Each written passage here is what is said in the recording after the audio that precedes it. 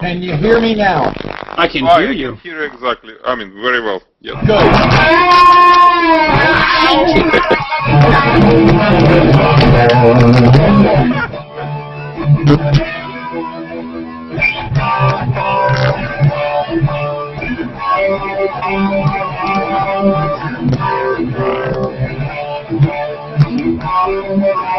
Okay, there you go. That was great. Is that our new theme song for the hangout here? Man, it's still feeding back. Oh my God. I hear that. Yeah, let me turn this light down a little bit. Hold on. Okay. Okay, we went online. I mean, alive. I just posted broadcast. So this is again Alex Koloskov, Dane Nietzsche, and guys, many guys. I can't go through all the names. So it's Studio Photography Insights, and today we'll be talking about shooting beer, kind of advertisement, product type of shot, which was our weekly assignment for last week. And we got so many submissions. It's great. I selected not all of them, probably like 60%. We just sat with Zhenya and pulled up the ones which first, I hope, will have you guys here. If for some reason your submission won't be kind of selected, just let me know. So we need to make sure that at least we go through all of them. I mean, through all who's joined us. And plus, tomorrow I will have Hangout for Europe, so that's where I will finish the review, because it won't be possible to go through all of them, I guess. Okay, it was fun. A lot of beer, I guess, right? So, Dave, we can start? Are we good? No. Dave? I don't think we can hear Dave. No, we didn't hear you. You're mouthing well. Dave? Yeah, we're good. Can you hear me now? Yes. Yes. Yes. Okay, at least I'm not getting... I was getting this weird... Everything you were saying was coming back to me like 3 seconds later. It was crazy. I probably should just keep my guitar unplugged from now on. But I'm ready. Let's do it. But how you did this guitar? You just plug it into somewhere line in? Yeah, I've got an amp going at about 100 decibels, so I'm sort of deaf right at the moment, but we can do this. Okay. Okay, so let's start. I'm going to share my the viewer, and we can go from there. Mike, I'm sure Mike is here. Yeah, Mike is here, right? Where's Mike? Yeah, here's Mike. Great shot. Yeah, I'm here. Pretty cool concept. I really like it. It's kind of, especially for the Patrick Day, right? What can be improved here? It's kind of, oops, especially for the Patrick. Mike, I think it's what can be improved, Mike? Okay. No, it wasn't Mike. I'll mute myself too, just in case. No, it's not you. Okay, now it's fine, because I was hearing myself. So somehow it's, I don't know, when I look especially at the smaller thumbnail size, it's kind of maybe not bright enough. We need maybe more contrast, maybe more light on the beer. Again, I really like the image, but it looks like we missing something in terms of light, brightness, maybe contrast. Plus the green light, it's not symmetrical. It's kind of coming on the left a little bit, and it's too bright over there. Kind of not only green, it's some white color as well. So it's kind of, I want to see it more symmetrical in terms of that green lighting all around. I know, Dave, what do you think? Yeah, what I'm seeing... I know, Dave, what do you think? Yeah, what I'm seeing... I'm getting a weird delay going on here, Alex. I'm getting a weird delay going on here, Alex. I see echo is coming. And I think Mike... Okay, I think Mike is from you. Okay, I think Mike. Let me try to mute you. Okay. Yeah, Mike, it was you. Oh, it was? Okay, good. Yeah. I thought it was me. here, hold on a second. Let me get the picture back up. I got me up. I think if the greens were brighter and the green was out of the ice, this would pop. So you'd have this white ice field with all this green bottles showing through. I think that's what's doing it. I think the ice is sort of taking away from the green. That's the way I see it, at least, and maybe a little bit more room on top and on bottom. I'm not a big fan of pressure points, and anything close to a frame just gives me that, pressure points are defined as something that makes you feel tension, and that's what I'm sort of thinking here, a little bit more. I love the greens in the bottles. I think the caps are cool, maybe a little bit more evenly lit, but that's being ridiculously picky. I think if the ice was more white, it would just bring out the whole frame. Yep. Yeah, but otherwise... I've tried to shoot one of these aluminum bottles before. Mm-hmm. They are a pain in the ass, man. Oh. So this is really cool. Oh, so it's aluminum. It's not glass. Oh, okay, now I get it. But I could be mistaken, but I think they're... Mike, shake your head yes. Because they're metal. Shooted. There you go. Yeah, it's okay, those aluminum bottles. I've tried shooting some of those red ones, and my God. Yeah, they're aluminum. Yeah, so it's really, I love how smooth the light is on the caps. Mm-hmm. But yeah, I think it definitely needs more contrast, something to bring the background away from the foreground. And you got it, man. But really cool control of light on those bottles. So how would you do that? Just take away the green light underneath? Oh, yeah. No, I'd shoot it the way he shot it, then just went into Photoshop, siloed out all the bottles, Thanks. and just selectively colored or desaturated the background and brought up the contrast and brightness in it. So you leave the ice kind of green then? You leave that gel underneath it shining up?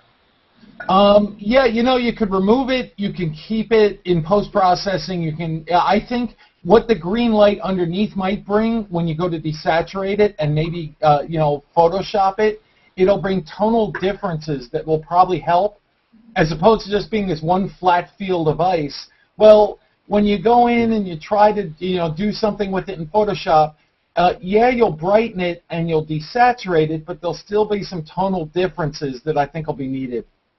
Yeah, and plus that corner with kind of purple light, I'm sure where it's coming from. Was it intentionally, or, Mike, was it kind of accidentally? No? Okay. Oh, we can hear you. Yeah, we've got poor Mike. Okay. Sorry. No, Mike. I just had a green gel and then other flashes to light up all the bottles. Oh, okay, so it was some. Yeah, the purple is probably a remnant color coming through, something like that. But this is a great image. The bottles are wonderful. The background just needs to be separated from it. It's all sort of flowing into each other. Yeah. Okay. I gotta get some of those green bottles. They are cool, man. Yeah. He said they were hard to get too, I think. Oh, I mean, hard to buy, hard to find. Okay. I gotta get some of the green bottles. Yeah, that's what he said. Thank you. Oh, Mike, it's still. Mike, you need to. Sorry, Mike. Okay. So this shot. Yeah, I had to drive to Jersey to pick them up. Yeah. Oh God, I'm from Jersey, man. Why the hell would you want to do that? Specific bottles. Okay, let's talk about this one. Really cool composition, and the lighting, and well, I like almost everything. Hard to find things which can be fixed, I mean, can be kind of improved here, but there are a few thoughts. The bottom, I know it was shot from the bottom, but somehow I feel it a little bit kind of cropped. I understand that there is no way to show the bottom of the bottle, but let's see, maybe it could be some sand or somehow which raise them a little bit up, still not showing the bottom of the bottle. Plus, what else? It's a little bit not symmetrical. If you look from the middle one on top, it's a little bit not symmetrical, and it looks like it's supposed to be completely symmetrical. What else? The focus. I know how hard to get that kind of subject whole in the focus, but those bottles which on the background are a little bit blurred, and they're not blurred enough to kind of give us the depth of field, that feeling that they're far away, and they're not sharp enough. So they're somewhere in the middle, which is kind of should be other way. Should be blurred more, or maybe whole in the focus. Maybe focus stacking, or maybe I don't know what the aperture was for this. I think but other than that, yeah, I love it. David, what do you think? Spread them out a little bit more. There's all this black space on the left and right. Spread them out. Shoot it at f32 and sharpen the crap out of it to get that full depth of field. Yeah, and you're right. Also raise them. Put them on a piece of glass and then Photoshop it so there is a little bit down at the bottom. And I noticed the second bottle from the right is really bright as opposed to the second bottle on the left, which isn't. Try to straighten that out. I don't care, even if it comes down to taking the bottle on the right and moving it to the left and bringing that same light there. When you're going for something like this, symmetry is all that matters. I have a lot of symmetry shots.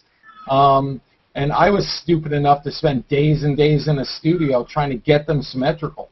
But when it comes to commercial stuff, I'm sort of finding out that really the only thing that matters is the end product. And to make a viewer comfortable, especially with symmetry, means give them symmetry. So, spread them out a little bit. Give it a little breathing room. I love the tonality in it. I like the perspective of it also because I really feel like I'm looking up at the shot, which I think is cool. Those few things are really all I have to say about it. Pretty cool shot, really nice tonality, that kind of thing. Mm-hmm. Yeah, I was always also thinking about straightening them up, like you can do with tilt-shift lens or in Photoshop. Right. Probably this shot looks good as it now because it's kind of extreme low angle. So it's probably, but there are a few other shots. We'll come to them soon where straightening should be done. Okay, let's jump. Oh, wait, any questions for this? Let's jump to next one, or are you fine? I'm cool. Okay. This one. Yeah, Steve. Yeah. Hi. Okay, you're here. Right. Sorry, Steve. I kind of. Which one I selected? I selected the wrong one, right? For that. Yeah, because I posted some straight out of camera shots to just show the images I used to. Is that what I selected? Oh man, I'm sorry. Yeah. I supposed to. I think. No, it's all right. Oh, I see now. Oh man, you see that's what happened when you do it fast. No, yeah, label is not there. Sorry. So, well, it was experimental post. I kind of decided it in 1 hour before the hangout, and I didn't even ask you guys for permission. So if you don't like it, just let me know. And because I was thinking it's good to post, and people can vote +1 or comment something, so we'll have some feedback, and plus it will give exposure for all of us, which is probably good. So, yeah, I'll replace it. I don't know. Yeah, I can do it. It was a good idea for the posting the voting system. Yeah, because I was thinking that much more people will see them here than on the blog. Okay, this shot. Well, it's cool. It's pretty cool. I like the idea. I like the realization, I guess. What can be fixed? Maybe a little bit light on top on that cork, but again, it's pretty good like this. I like the flame. I know maybe it's a little bit too bright. It would be cool to see more. Those kind of so flame is a little bit overexposed if you look at the middle of it. So maybe you'll need to darken somehow it. Maybe by exposure, if it's kind of too, if we don't have pixels to pull it up. It was kind of pretty much blown out. Blown up, yeah. So that's kind of we see it too, especially comparing to that top dark portion of the image. It's too bright. If you have dark, it should be, I kind of thinking about a red flame, like on fireplace, but not that kind of bright one. Other than that, I like the bottle look. It's pretty nice. Dave, what is your input? The only thing I can say about this is I like this image a lot. Yeah, recovering some of the detail in the flame in the background. I shot fire a lot, and it's tough. But the thing I think would be really cool would be leaning that glass against the bottle. Instead of these two horizontal things going on, one leaning against the other, with the liquid in it at an angle would be really, really cool. I love the bottle. I just think the color in that is just off the hook great. Yeah, maybe a little bit more light on the cap, since caps, I've come to find, are really important in commercial shots, which I'm learning about as we go here too, guys. I'm not an expert on this stuff by any stretch of the imagination. But I think the tie-in between the glass and the bottle needs to be there. There has to be something that's connecting them, and maybe them touching in some way, or the glass being in front of the bottle or behind it. But really, really cool shot. I dig this a lot. Thanks a lot. No problem. That was a really great choice of beer, too. Yeah, you know, it's just such a great bottle. The label is brilliant. That little bit of blue coming through is wonderful. Such you know, contrasting colors. It's just great. Yeah, yeah. And I remember I used to love this beer when I used to drink it. You know, I'm an idiot. I drink Bud. I don't know any of these beers. Oh, it's really? Wow. so sad. This one bottle and you'll be under the table. I drink vodka, this has man. something like 13% alcohol, is it, Steve? No, it's well, I have a smaller, but 9%. Yeah. 9%. Okay. Yeah, there's some like beers out there that are more like wine, and it's Yeah. those Hey, guys, Belgians are great. Guys, I only got one thing to say. 40%. Yeah, that's good. But no bubbles. Yeah, no carbonation. You just mix it with some club soda or something. Yeah, there we go. Hey, Steve, you don't happen to have a behind-the-scenes shot of this, do you? Like you did last No. the bottle and your wife a couple weeks ago? Well, it was. I had the same lights set up with the snoot on it. Okay. But I had them hanging on each side, just behind the bottle and the glass. Okay. And I was behind the bottle with the spray paint can with the fire and the remote shutter. And it's quite Yeah, tricky. I wanted to ask you what kind of accelerant you were using. It was spray paint? Yeah, clear coat. Wow. You didn't do this in your house, did you? No. I was in the garage, and I had the garage door open, and I was about 4 or 5 feet behind outside. That's awesome. You know what I found works really great for flame, because it burns sort of cool, but still gives you great flame? Have you ever seen those tiki torches? Well, Yeah. I bought a bottle of this tiki oil crap, and it burns so cold that you can really control exposure with it, as opposed to gasoline or diesel or whatever.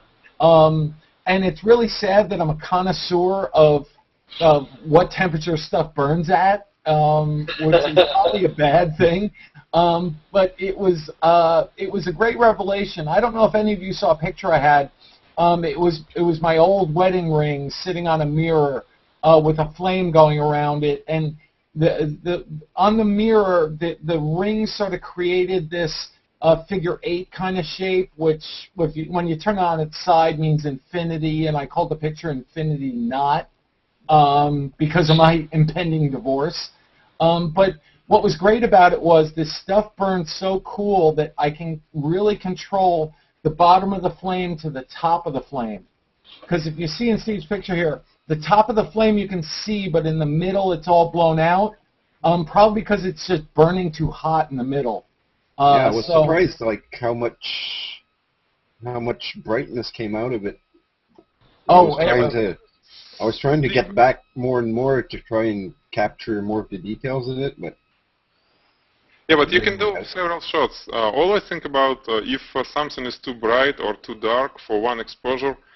Heck, just do a few exposures. One for the flame, Yeah, it will be a lot of more post-production, but it's possible, right, to clip out the bottle and the glass and have flame behind them in separate layer, which will be much darker. But bottles will be exposed with different shot with longer exposure. So. And then is the bottle and glass sitting on glass or a mirror? It's sitting on a plexiglass, which I had about 2 inches off or 3 inches off a black cardboard underneath. Oh, okay. Yeah, and you ain't going to be using that plexi again, that's for sure. The plexi has absolutely no damage at all. You're kidding me. Oh, well, behind it, right? yeah, I was about 4 or 5 feet behind the bottle. Oh, okay. Okay, cool. Cool. So, Yeah. Good shot, though, man. Everything Yeah, is controlled great well shot. as far as the glass and the bottle goes. You know, all this other technical stuff, it can be worked out. But that is really, I love that bottle. That's one of my favorite shots this week, actually. Yeah. well, the only regret I have about that is I didn't have enough foam in the glass because I pre-mixed the beer with Yeah. like flat beer and fresh beer, and the foam didn't stay on top for the shot. You Yeah, know, there is. like Alex said, just shoot another pick and put it in. Yeah, or foam. You can buy foam if you shoot it more than this. There is like artificial foam you can buy, and it will stay really? for much longer. Really? Or you can do artificial foam. Get some mixed beer with your whatever hand soap, and I think it will stay for much longer. But again, that New York studio, which Bill Cahill and we use it sometime, they sell almost everything, and you can buy foam from them. Oh, is that the one you got the ice cubes from? I think. Oh well, now I'm thinking maybe. Well, I couldn't say 100% it's the same studio, but yeah, there is foam for the beer. You can buy it. You can put on top of the beer, and it will be sit for a few hours when you're done. So. Awesome. Okay, this shot, next shot. I think it's Tim, right? Yeah. Yep. Great shot. Great shot. Lighting, almost everything is so cool. Few things I noticed. You remember Bill Cahill shots? How the bottle look when he shoots from the bottom, like same angle? They are corrected.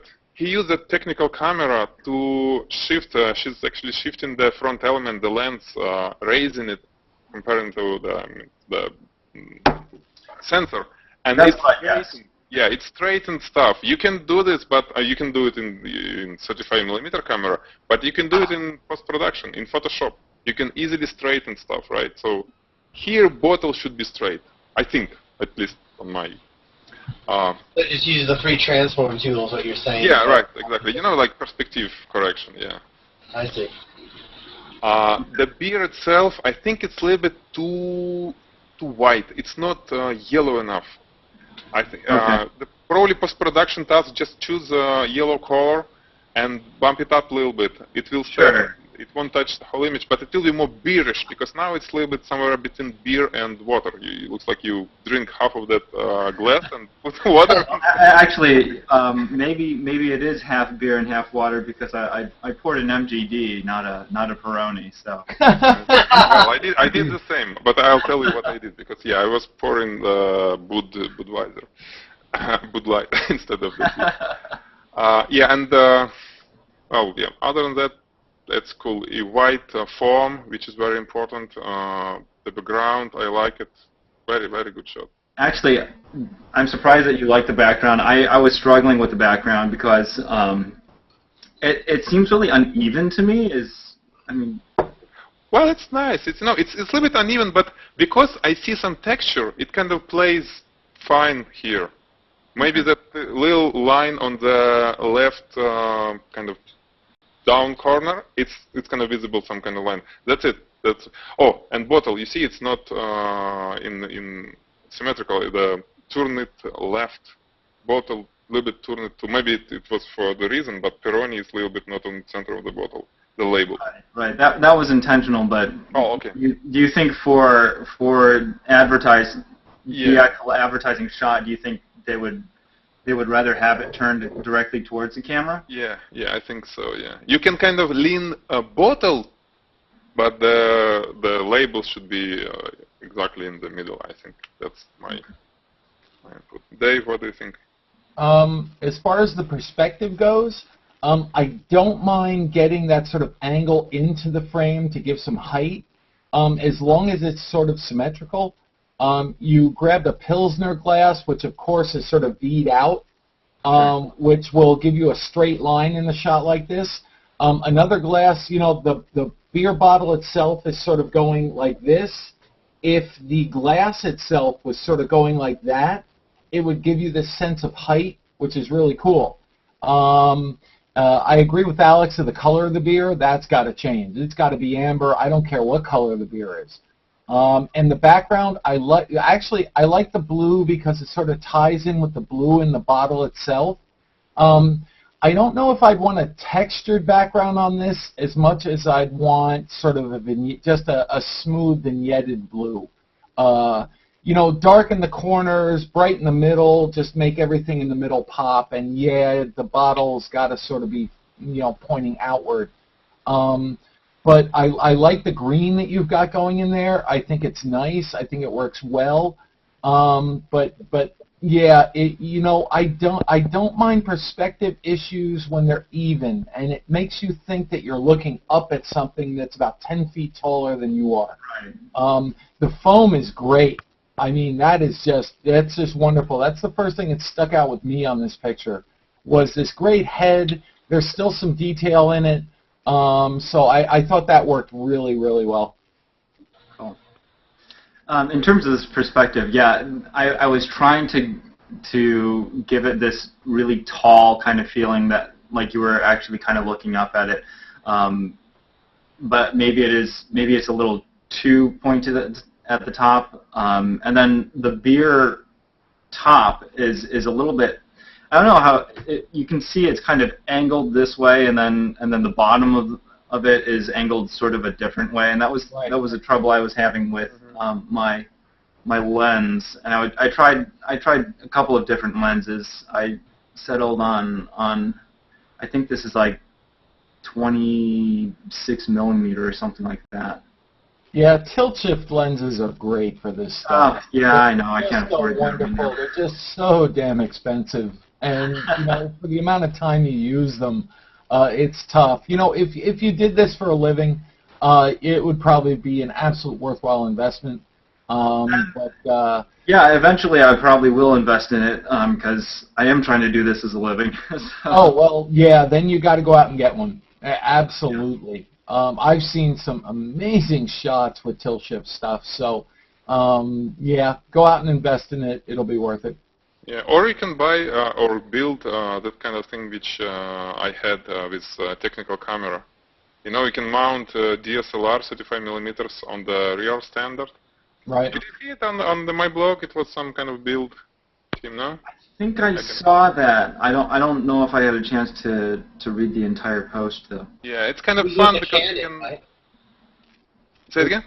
Alex, you made it. That was the one where you made it with the Canon. Wasn't it the 5D? I thought you did it with. Well, it was that time I had the Canon 1DS, but it doesn't matter what camera behind it, right? It's just to have a bellows. You mount a camera on the rear standard, and you can mount any lens, almost any lens, on the front standard, because you have shutter on the camera, so it can be just enlargement lens like I did.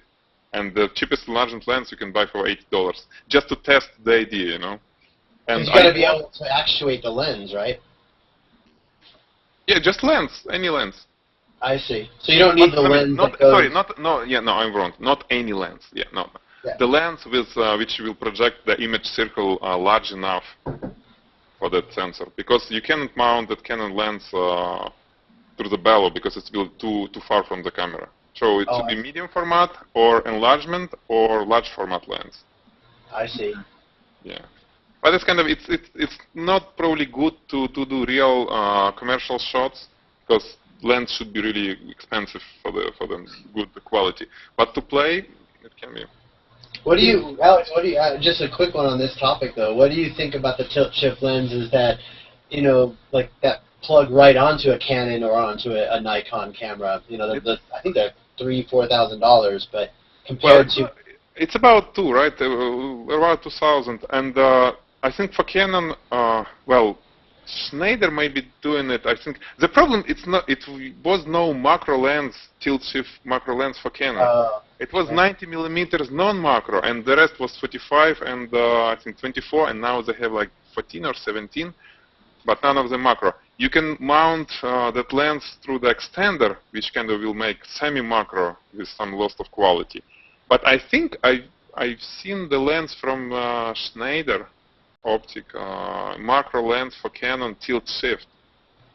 It's probably like $3,000 or $5,000.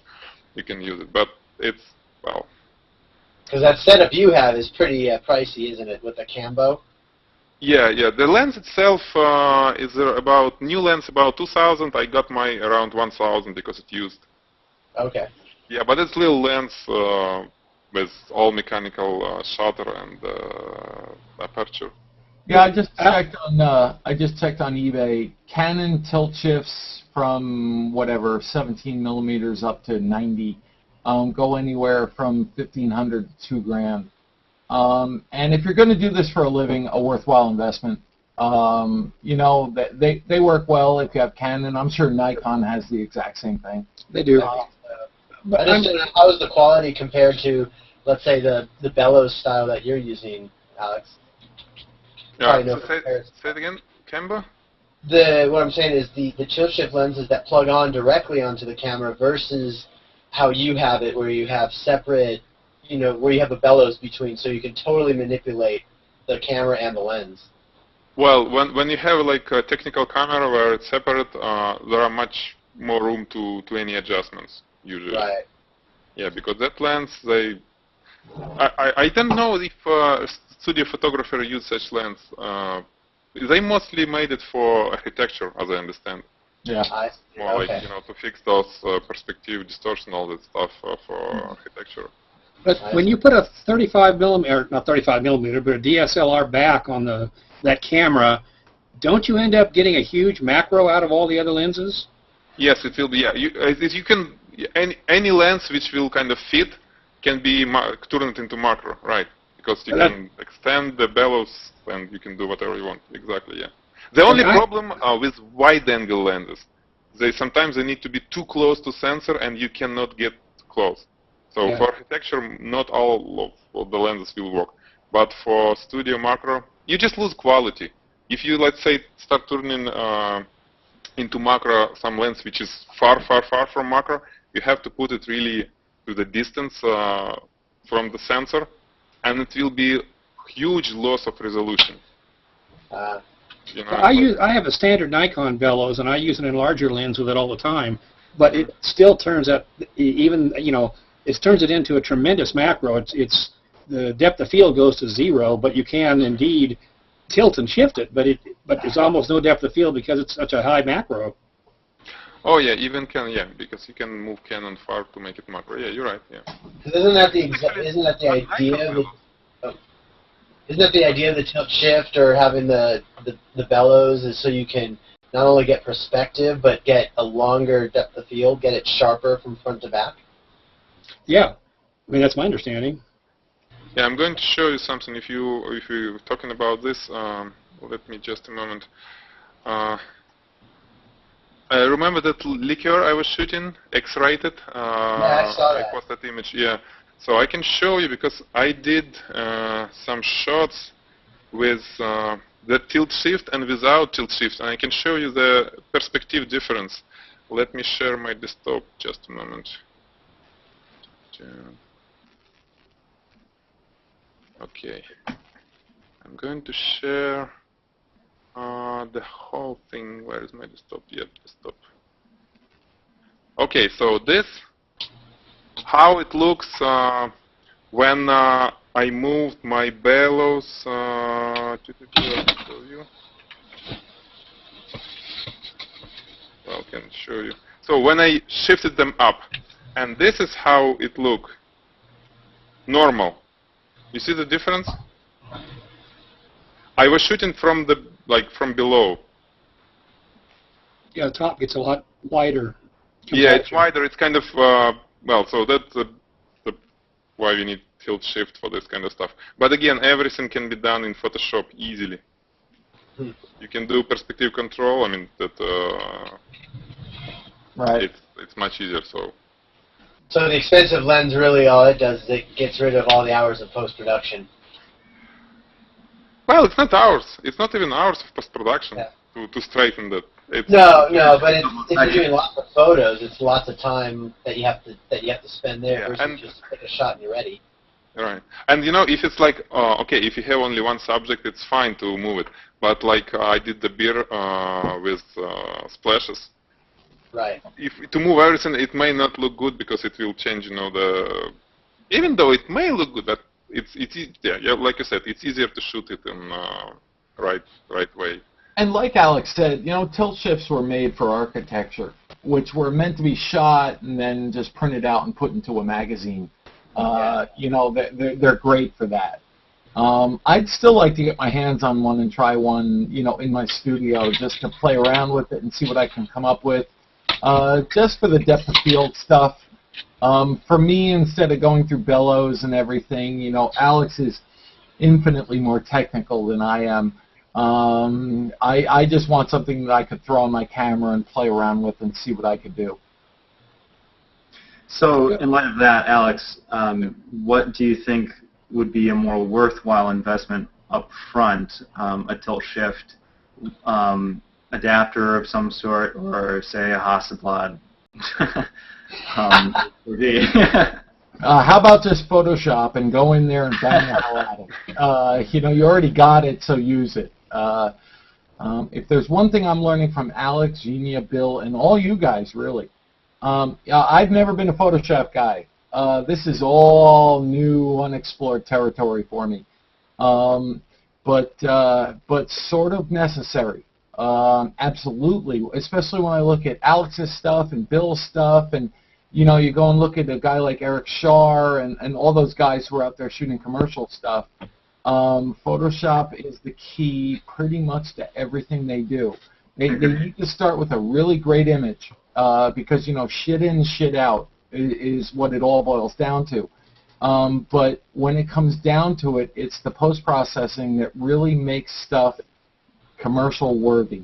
At least, you know, that's what I'm seeing right now. Alex, you can disagree with me, and I No, I agree completely.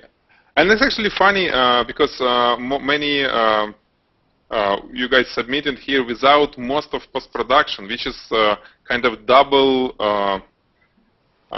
challenge to do cool shot without much post-production.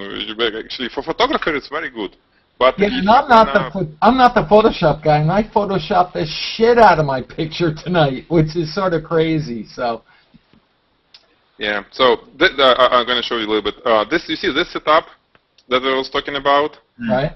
This connector for the camera, and I got, for example, this lens for I think Pentax or something. I bought it just to play. You see the big one. I still have it for Bronica. It's Bronica lens, some 90 millimeters or so. I didn't shoot with it because it was too blurry. But you see, I can mount anything. This is bellows, how I did it to connect to the camera, right?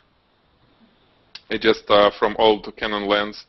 And, well, that was with enlargement camera. And that's how it worked. And for example, with focus, it's much cool with focus because when I shoot pen like this, you see, I couldn't get everything in focus at given aperture, so I just swing the front element and I got whole thing in the focus. And post-production, well, it's like... So, and this stuff cost me $250 for that old Cambo Master PC camera, and probably a few hundred to get all the little stuff which is needed. So it's much less expensive than any tilt shift lens. And I can tell you it's much more fun. Much more fun to get it. You spent $200 on what? On the mount? On the Cambo, I got Cambo Master PC, the camera itself from eBay. Okay. For, I think it's $250 or around that. They sell it a lot, and the price is very different. You can have something for $100 or for a few thousand. It depends on condition, depends on the camera model, depends on the movements. I kind of was looking for geared movements because it's easier for studio to, you know, to do it. Adjust, yeah. But to play it, and about tilt shift, I know for Nikon, there is like a bellows. No, I have one. Oh, you have it, yeah, Ron has I have one. I mean, it's not on there. I'll grab it. Yeah, I'd like to see that. Yeah, sure, because I see it's, What did you it's probably spend- the easiest way to So get it. what did you spend on the? So the camo is that front end, the front element with the lens Hmm. that you had, and what about all the metal underneath it with all the knobs for adjusting? No, everything, the whole thing cost. Oh wow!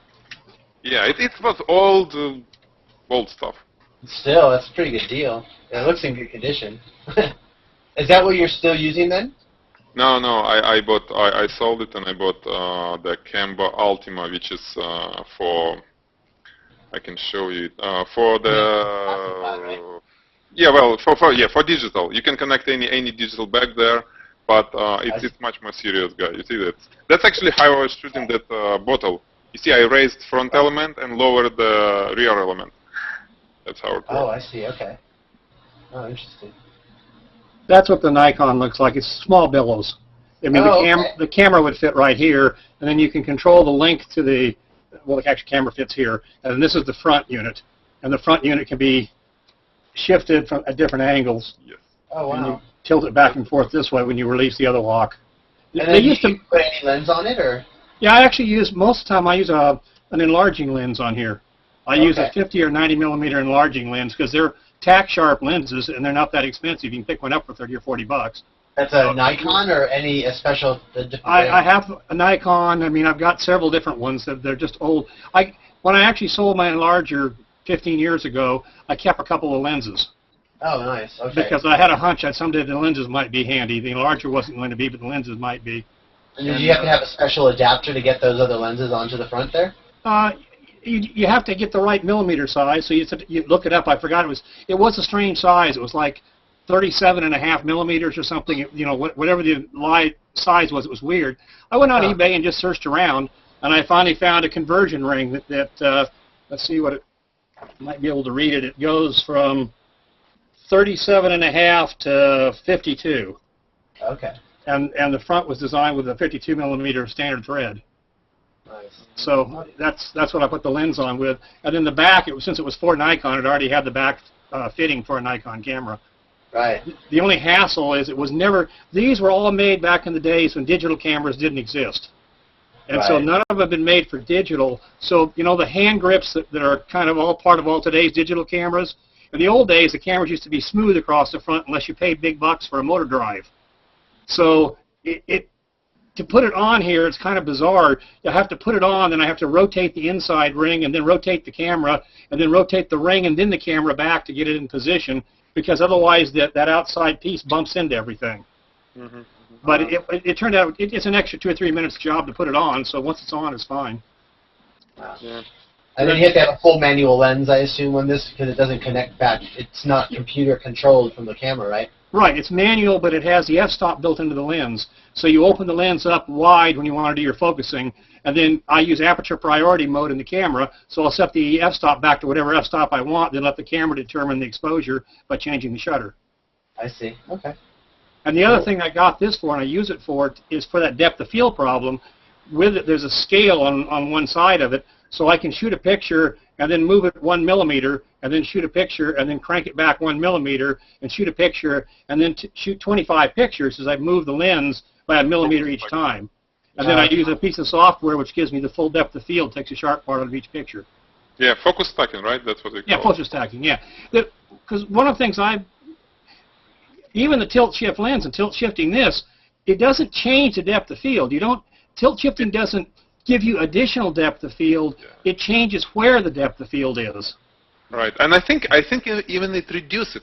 From what I see there, when you tilt it or shift, it actually reduces the real depth of field. It just kind of changed. I have a video where I kind of playing with this thing, and there was still mounted the camera, the DSLR, and I turned the video on, so you can see how focus get changed through the subjects. I have several lenses.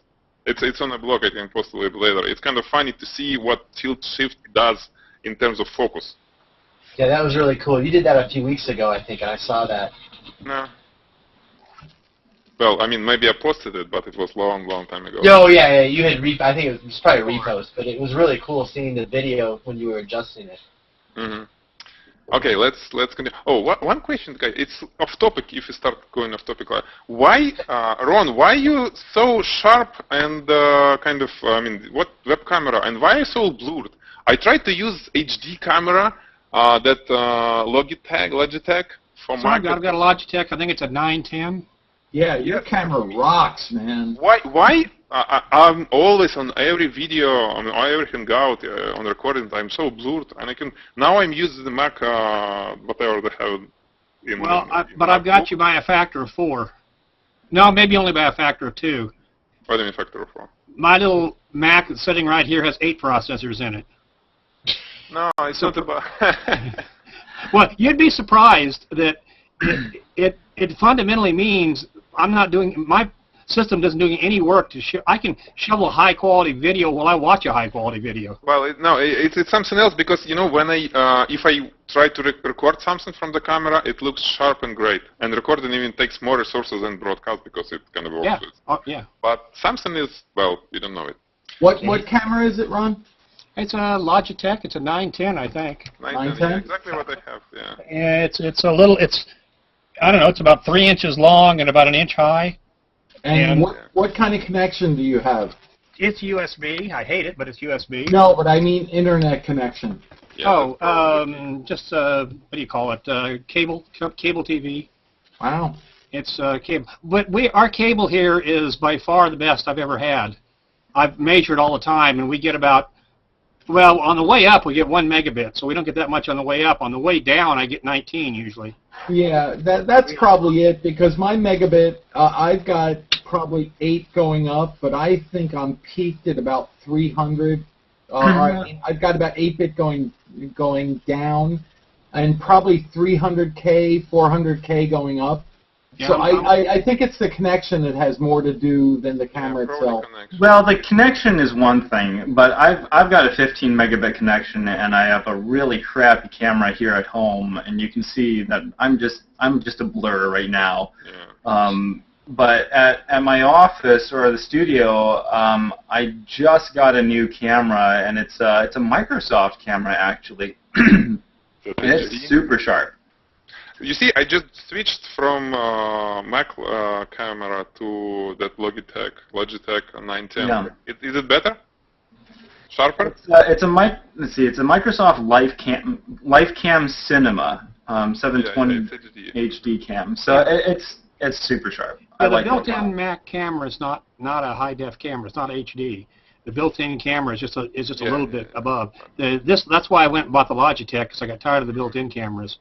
Well, I've got a Logitech that's sort of like built for a Mac.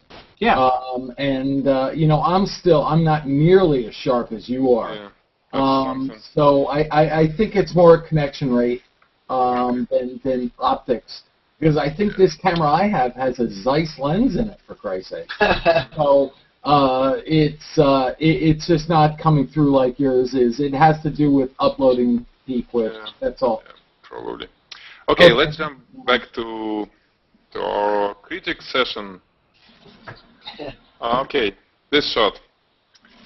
The cool shot, cool idea, but what I would do different here, first is the form. Form should be white. So more light from the top, or, well, probably, yes, spotlight from top will fix the situation.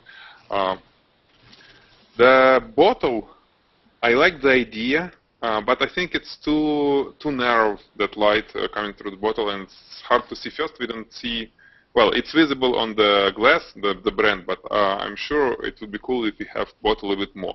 Or maybe from both sides, so it will be more bottle than just line. That's kind of my input on this. What else? Well, again, if you make brighter form, it will be probably brighter beer, maybe a little bit brighter. We can do it in Photoshop. But other than that, cool concept. Dave, what do you think? The first thing came to my mind as far as, what I do. The bottle has that great sort of round curve that sort of matches the glass's curve. So why not get them closer together? Sort of have the bottle outlining the glass a little bit. you know, to sort of, and maybe show a little bit more of the bottle so you even know it's a bottle, and get more backlight going through the glass itself so you can see that amber color come through, and like you said, Alex, the whites, which could all be done in post. But the first thing I saw was those two curves that sort of go like that. Why not bring them closer together and make this more of a portrait shot? And I think that would have worked pretty cool. Thank you. Okay, no question about this? Let's move to the next one. I actually have a question. There's some gilded text down there, which I can't really make out from. Oh, you're right. How would you go about lighting that to kind of light up all of everything that's on the front of that glass? You backlight that glass enough, that text is coming through. Exactly. Well, it's, you see the text. It's black where it's not reflecting anything. I'm talking about that W something we bear that and where it's in the middle, it's not visible. It's not visible because it starts reflecting some white or bright subject, probably some piece of reflector or something. So I would remove everything, and especially we see even on top of the in the middle of the glass, this reflection kind of it's not right because it starts from the middle of the glass and comes and then disappears and then shows again at the bottom. So I would take out that reflector and, like Dave said, highlight it from the behind to kind of make beer look nice. And for the reflection, for that words, just make sure put something black where it reflects it. So it will be completely visible, all those wording. You see, we can't highlight anything which is glossy. No way we can highlight a mirror. We always put just something to reflect, to be reflected on it, right? Right. So that's what I would do. Okay. Thanks. No, thank you. Okay. David, it's your shot. Pretty cool shot. One of the few beers that are weird that I've ever drank. Yeah, anything with the word bastard in it, I am drinking. That's all there is to it. Was it good? And it was bitter as all hell. But after one glass, I was hammered. So it worked well. Yeah, it's about 11% alcohol in that beer. Strong beer. But cool stuff. Cool stuff. What I'd say in this is the outline of the bottle needs to be there. I like the label. It brings out the red and the white really nice. The glass itself, the color of the beer needs to come out in the bottom part of it, and maybe a little bit more control of the top part with the foam. And maybe the head is a little bit too much. I like the cap. The cap rocks. But I really dig that red and white thing going on in that label. But yeah, the color of the beer needs to come out for me on this, and the outline of the top part of the bottle. Some side lighting.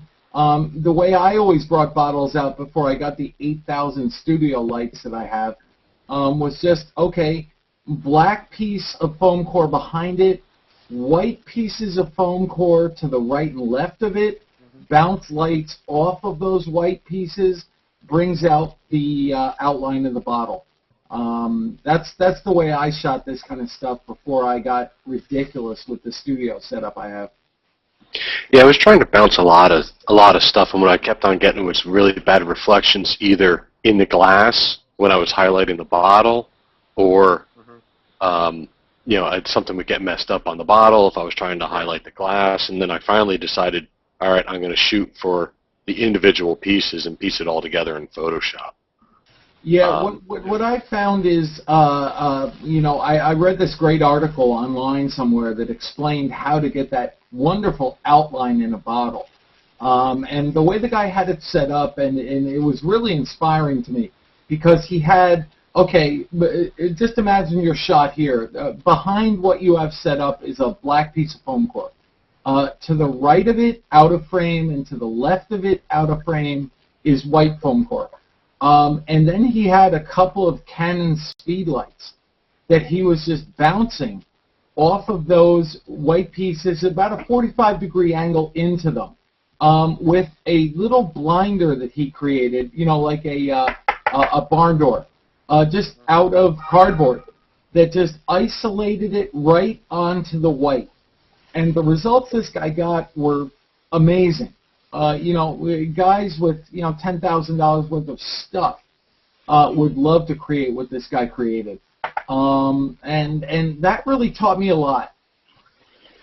You know, when I was going through my speedlight phase, that, you know, a lot of stuff can be created with cheap lighting. You know, I don't even think the guy was using speedlights, honestly. I think he was using sun packs, you know, that he picked up for $100 a piece used on the internet. Yeah, you know, the top of the bottle really needs to be outlined, probably the bottom of the bottle, too, to give some sort of contour on it. Yeah, none of my shots on the bottom, none of them came out that showed the actual bottom of the bottle. The bottom is the toughest freaking part unless you are elevating it. You know, Alex's shot this week, he's got the bottle mounted on something. How did you mount that, Alex? I'll show you. Is it just hot glued? Yeah, it's epoxy. It's epoxy, oh, okay. And I got this. Actually, it's mount from. You know, you've seen it, right? Yeah, It's sure. exactly a mount for any light, basically. Yeah, you know, unless you get that kind of elevation, you're not going to see the bottom of the bottle. It just isn't going to happen. So,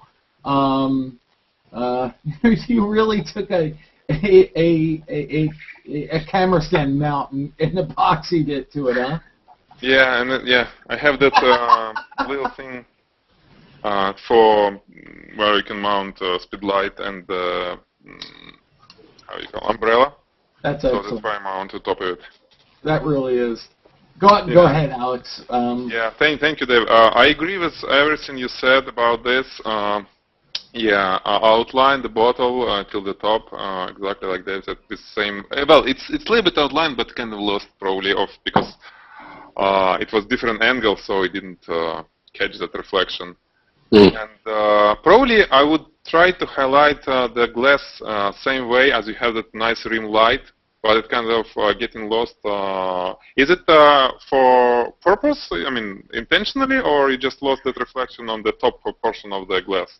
No, it got lost on the top. Yeah, so it's kind of should be fixed. I know it's hard because it's always different angle, and when angle change, you need to have like, I don't know, 6 feet long, let's say strip box or whatever to get that reflection that side. But it's possible just to add, you know, different reflection for that particular thing. And like they said, it's pretty cool thing when you need strip box and you don't have strip box, just get same shape of the reflector of any cardboard and highlight it, and it will be strip box kind of, because it will, especially for reflective stuff, it will work perfectly. Yeah, but other than that, it's pretty good shot.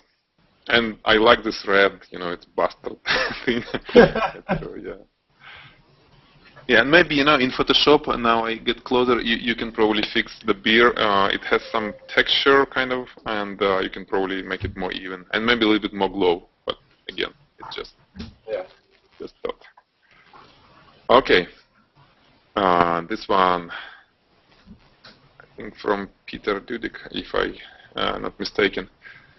Great bottle, great shot. Again, splash. I always like any type of splashes. What can be fixed here? Well, first, the splash. It's cool splash, but it's visible that it's not a little bit not from here, and it's not a beer. So I would make it more beer looking like, so yellow probably, and maybe a little bit more kind of thicker.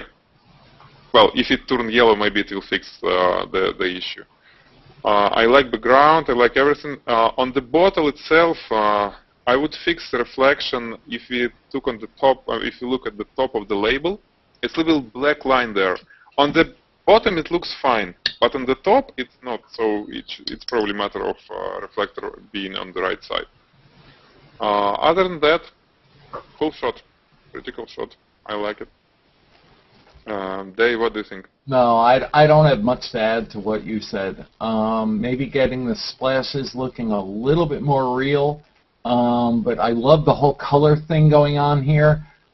Maybe even instead of yellow in the splash, maybe a lighter green tint to sort of give the whole overall feel.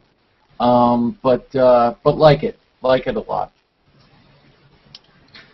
Okay. First thing I thought when I saw this one, I mean, I thought it was a really awesome shot, but I guess that was the first thing. But the second thing was why the just do it? I mean, I thought Nike as soon as I saw that, and that was just a little, I think, a misbranding, you know, a branding mistake. Same thing came to my mind when I saw it too. Or maybe, you know, when you're branding, you might want to think of the Giants in branding. Now, Heineken you might not have to do that with, but if this was a little microbrew somewhere, why not put that in it to sort of get? Well, because I think in the advertising and stuff, using a verbatim thing might actually run you into some problems. But Tim, why you think? Is it about this? Are you talking about wording? Just do it.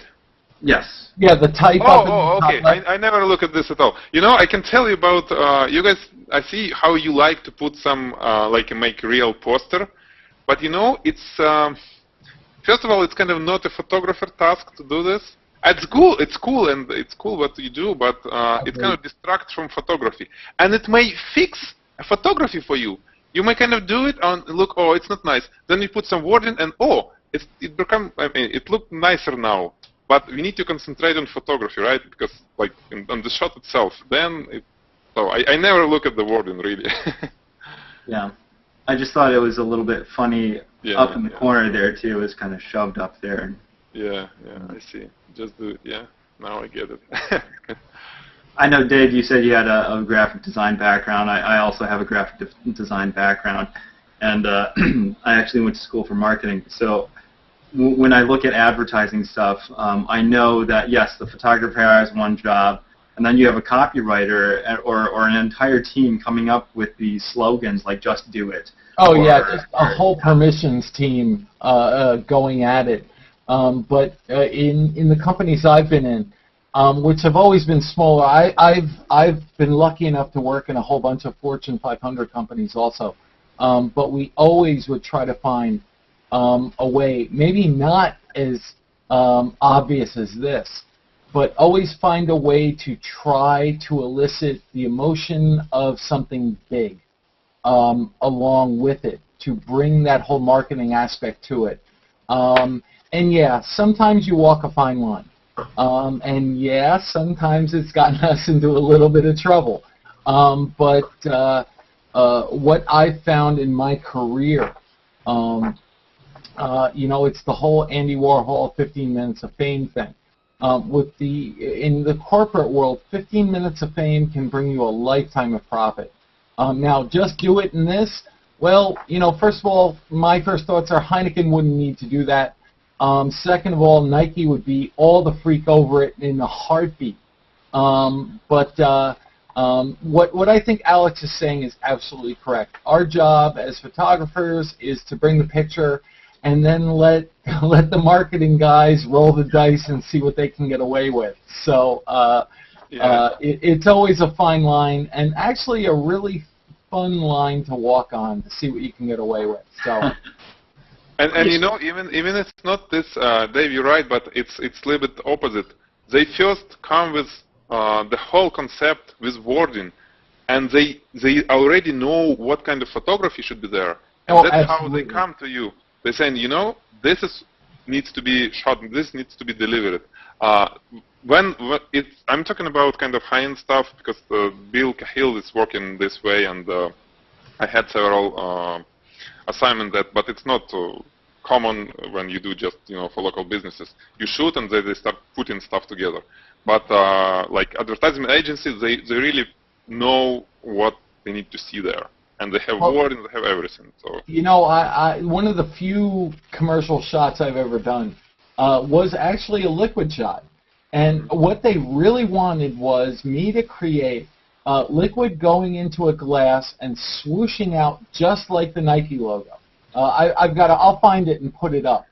And the caption on it was going to be "Go for it," which was just probably maybe enough to get it away from what their product was, which was actually an alcohol shot. But I was able to capture this swoosh. There was just this perfect Nike logo. I mean, it was just ridiculous. And they saw it and they were like, "Oh my God, that's perfect." And I was like, "Please don't tell anybody I shot this," because it scared me personally. It's a fine line you walk in all this stuff. So, and I find it a lot of fun. I really do. In my business life, I find it a joy. I really do. Yep. I have a question. Okay. Yeah, go. Sure. Would you, let's say, like our shots we're doing, have any of you like sent shots to a company just trying to solicit some work out of them, or? I never did. No, I never have either. Everything that's come to me has come to me. It's I don't believe that it will work first, unless it's very small company next to you, not next to your house. It maybe will work, but I try. If I do it for myself for like portfolio, yeah, I choose a brand and I do like a shot like I would do for them, and I just try to put it, just spread the word about it. Because if I send it to them, I don't believe it will work. But if they will see it, like people were talking about some shot which they're not aware of, they won't buy it because they don't need it, but they may hire you for next one. It may be. It's still very unlikely because that word it's pretty much how would say, it's kind of packed. It's hard to find a spot over there because there are buyers afraid trying new guys because it's too much involved to the shot, and if you are new, even though you got something new job before, good portfolio, if you never shot for competitors, for somebody from that world, they less likely hire you, and it's hard to get. So okay, that's kind of mine. So you're saying just by doing a whole bunch of portfolio stuff, shoving it all over the web, and them seeing it, and they see how good you are, for instance, they're more likely to come at you. Yeah, maybe. At least they will notice. And again, they don't work with photographer directly. They don't like to work. They usually work with a representative, somebody who will understand them much better than photographer do. And it's like an intermediate between photographer and that. And to be noticed by a representative, because good representative, it's good to have. It's very important. Again, you need to have a great portfolio. Otherwise, they just will pass. So what about getting an agent? Don't you have an agent or somebody that you use to help you get I have an agent, and she found me. When I was trying to submit my work to some agencies, usually it was no response. Wow. Because, well, work was different. It was several years ago. I didn't have the portfolio. And I believe when I got portfolio right to be noticed, it was noticed. And they contacted me, and said, do we do? And they start asking questions, and blah, blah, blah, and we got what we need. So, it's kind of... Yeah, and I have an agent for both commercial and artistic work. And they both get me work either way. Commercial stuff, I turn down a lot, which is weird. You turn down stuff and people want it. When I first started shooting, I didn't show anything for about a year and a half. People would call me and email me and everything asking for prints and everything, and I just say no. Limited edition, Jerry Ulisman, I only make 5 prints. They're all sold out because I was sort of scared of putting my stuff out there. So I figured instead of just saying, no, I don't want to sell a print, I just say, no, it's all sold out, sorry, which was the greatest marketing thing I've ever done in my life. Because when you tell people no, they can't have it because other people want it, they want it more.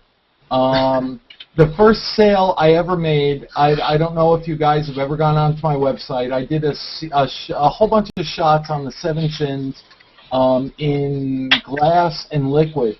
Some lady out in California, her husband was turning 40, and she was having a theme party about the 7 Sins. And her daughter saw my pictures on DeviantArt. I mean, this kid was 14 years old. And pointed her mother at my pictures.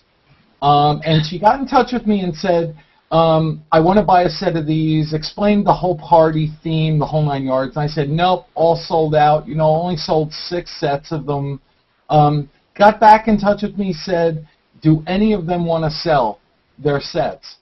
I'm like, no, they don't. I've gotten in touch with them, which was just total crap. I mean, I didn't get in touch with anybody. I sold the print. And she said, is there anything you can do for me because I really, really want these? And I said, well, you know, to get around the contractual obligation, I can print them at a different size. But I'm really uncomfortable with that. And she said, well, would $10,000 make you less uncomfortable? It turned out this lady owned one of the largest venture capital companies out in California. You know, it's all about you know, who's representing you, the whole 9 yards. That started me off. She was huge in the art community. She started passing my name around to everybody. I was lucky enough to get an agent that really sort of knew everybody everywhere. And you know, right now, I don't know, I'm probably in 30 galleries around the world. You know, I've got all sorts of commercial crap going on too, you know, puzzles and calendars and all sorts of stuff. And it's not because I'm any better than anybody else out there. It's just not. It's just I caught some lucky breaks. I marketed the crap out of myself. I put my pictures everywhere. And somebody happened to see them, in this case, a 14 or 15-year-old girl. Who really liked them and said, "Hey, Mom, you should look at this." So I don't know. I don't know how better. You never know. You never know where it will be. But you know, like you need to do it to be noticed. You need to put it in it, and then it will be some kid or like. Okay. Yeah, I babbled on forever there. Sorry, guys. No, that's fine. That's why we're here. I'm not sure if you go through all of them. I selected this one because it's kind of just a basically glossy subject shot, glossy bottle, alright, and few things which I kind of noticed immediately should be fixed on shots like this. First, maybe it was intentionally white balance, white, blue. I understand the beer is blue and it's kind of, but even if you look at the beer bottle, that bottom right portion of it, it should be white as I understand, because I see white on the left side. So we can have blue background, but the bottle should be exposed. I mean, white balance on the product should be correct, and it's not what I'm seeing here. Even the FS is S is blue and E is white, which is not right. So this first. The lighting itself, too many bright vertical lines from the strip boxes, reflectors. It should be fixed. Probably the best way is to have big cardboard with some light hitting it, and then black cardboard cutting this light. So it will, if you look at Bill Cahill shots, like last hangout, it was chocolate flying on some milk bottle, and it was a glass with chocolate milk in it. And if you would see on the reflection, it looked very cool, that kind of reflection with gradient and then that vertical like line to cut reflection completely, and then it starts again from other side. So that kind of thing looks pretty cool on those cylindrical subjects, glossy cylindrical, like any glass or like this bottle. Dave, what do you think? That's what just technical thing, because the shot itself pretty straightforward. Yeah, there's a whole bunch of stuff going on in this. First of all, I wouldn't want to try to shoot an aluminum can like this. Just all those rounds. It's like shooting chrome. Everything has to be bounced. This is a tough one, and I'd agree with everything you said. But personally, this one would give me fits also. Yeah. Okay, let's jump to the next one. We'll start it a little bit faster. Yeah, cool shot. I like the concept, and I've seen the first shot, and I've seen that kind of fixed, which was exactly like I was thinking. Oh, it's too dark. I didn't see it. But here, it's still a little bit too dark. The top of the bottle, right, the neck. It's a little bit too dark. It's kind of grabs my attention for some reason, so it should be highlighted. What else? Some cleaning in Photoshop here and there. But other than that, it's pretty cool. Dave? Yeah. The only thing I could probably say is, once again, one of my huge pet peeves. Everything's tucked into a corner. The cap is pointing directly in a corner. The bottom is pointing directly at a corner. Cuts the frame in half. The viewer loses focus on what it should be. Love the bubbles in the middle.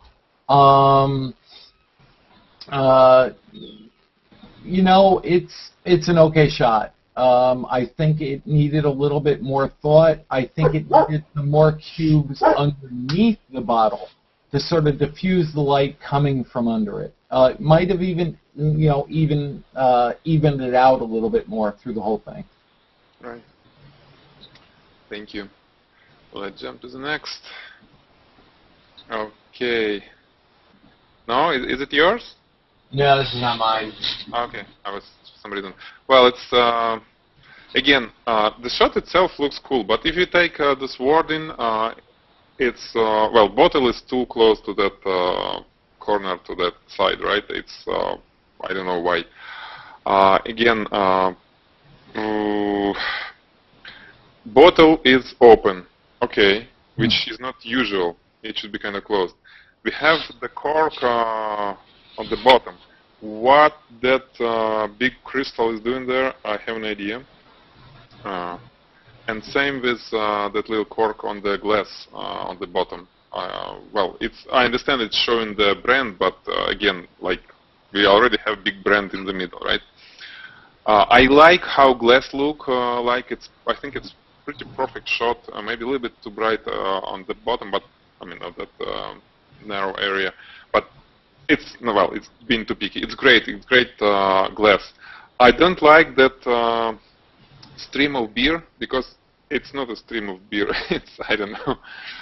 It should be if it should be stream of beer, it probably need much thicker real stream of beer, but not like those things deep in there. I guess that's it. Dave, what is your input? All I'd add is the type in the center, even out the red. It's dark on the left, bright on the right. If you're going to crop the glass on the left, crop the bottle on the right. Bring it further into the frame. To sort of create a frame around the text. The liquid doesn't bother me that much trickling down the middle. I've got a bunch of shots with just sort of small trickles like that. Maybe bring out the amber a little bit more. But if you're going to try to frame a shot, frame it. If you're going to crop the left, crop the right. My thoughts. Yeah. I have a thought. Sure. Well, first of all, obviously the logo in the middle was grabbed directly from a photo of the bottle, and you see there that there's on the bottle you see the exact same logo, and there's sort of the two coins with the signature over it, and on the logo in the middle you're losing half the coin on the right. I think this is another example of a photographer trying to be a graphic designer, and it's just not really working out. But I did have a question.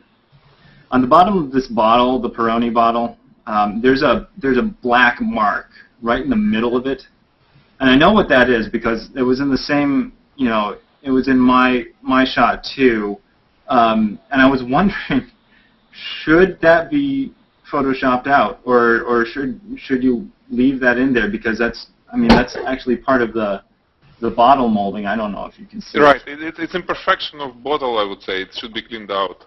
There is no need in real stuff like this. If you should, if it's not, for the like police report, we don't need stuff like this. It's really like, if it's advertisement, there is no real. Yeah. Yeah, no, I've learned that since I've known you, Alex. It's about making it as good looking as you possibly can. Reality is the last thing you want. It's making people want what they can have, or just want. My shot tonight was a lot about that. So I've learned that from you and Zhenya a lot. So it's advertising. There's, the whole thing. There's truth in advertising. Well, yeah, maybe not. So. Yeah. Yeah, actually, I really like what you did on your shot. It looks great after that background. Okay, Ron, I remembered how you shoot it. It's pretty cool. Zhenya, what first she noticed, background. She said if it's white, it should be white. And here it's a little bit white on the bottom, but it's not white in the middle and on top.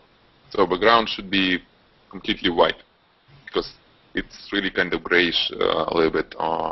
That's why I was blending the two pieces together. I don't have a continuous piece of translucent plastic. No, post-production. You don't need. I did. Like, yeah. Oh yeah. Yeah. So it's kind of it's like I said. It's many. It's not photography itself problem. It's just the whole thing, because I know many of you don't use much post-production. The foam. Foam on top of the glass, it should be brighter, because it's almost like a standard beer. We look at the beer like something with that foam really white. So it should be brighter. It's cool looking the trim black, the edges on the glass, but again, it's probably should go lower, or maybe not too black, because it's a little bit too dark for me, and maybe too thick. I don't know. Well, the bottle looks cool.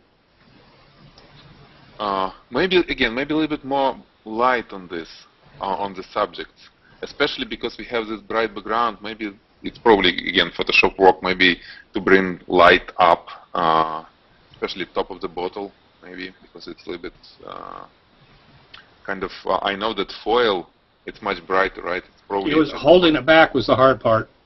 Yeah. It reflected. It reflected the whole studio, and it was. Well, you need to have like white, something big white in front of it to make it look brighter.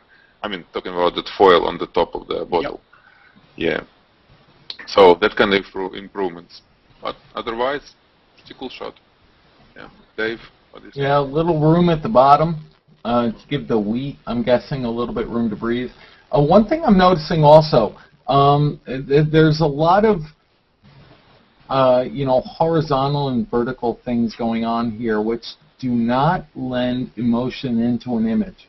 When you think about any cool bottle shot you've seen, it's usually a bottle on a diagonal blasting into a pool of water, or something in there that's tying the subject into an emotion. In something like this, there's a glass, there's a bottle, but what's connecting the two? Why not try leaning the bottle against the glass? Why not try maybe just shifting this a little bit, maybe rotating it a bit, but keeping the wheat or whatever it is horizontal in the frame to give some form of a level to it.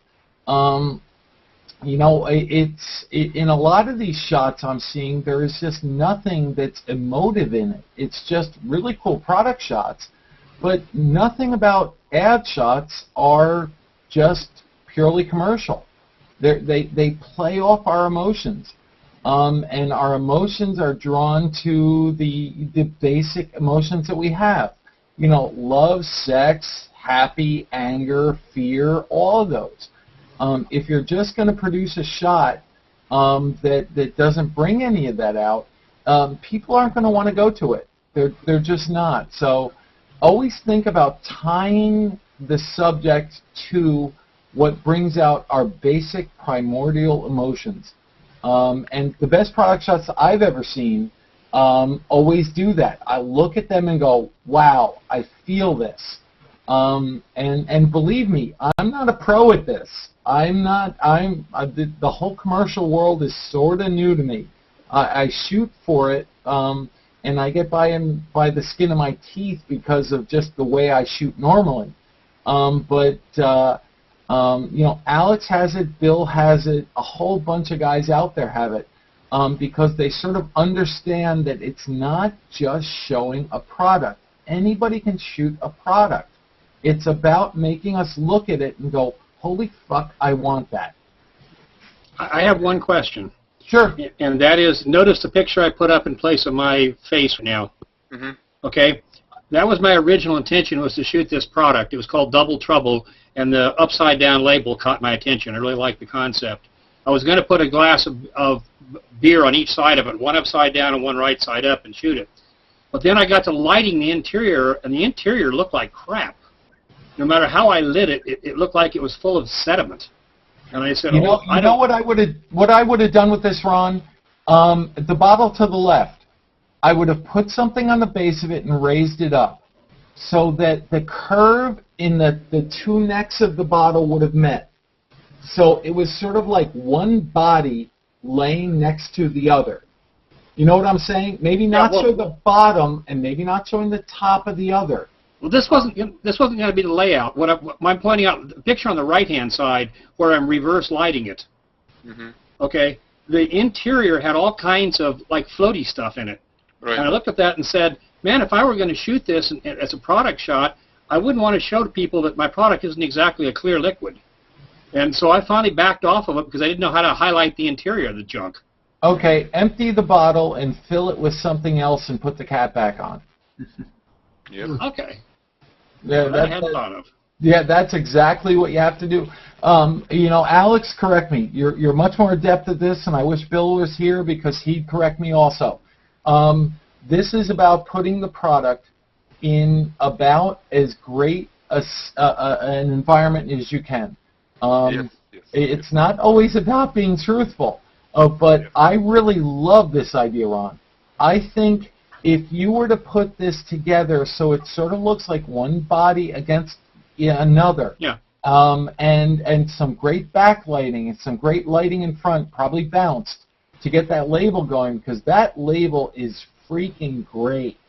And I really like this idea, and I'd like to see something else from it. I really would, because I think it could really prove that emotion in advertising shots works.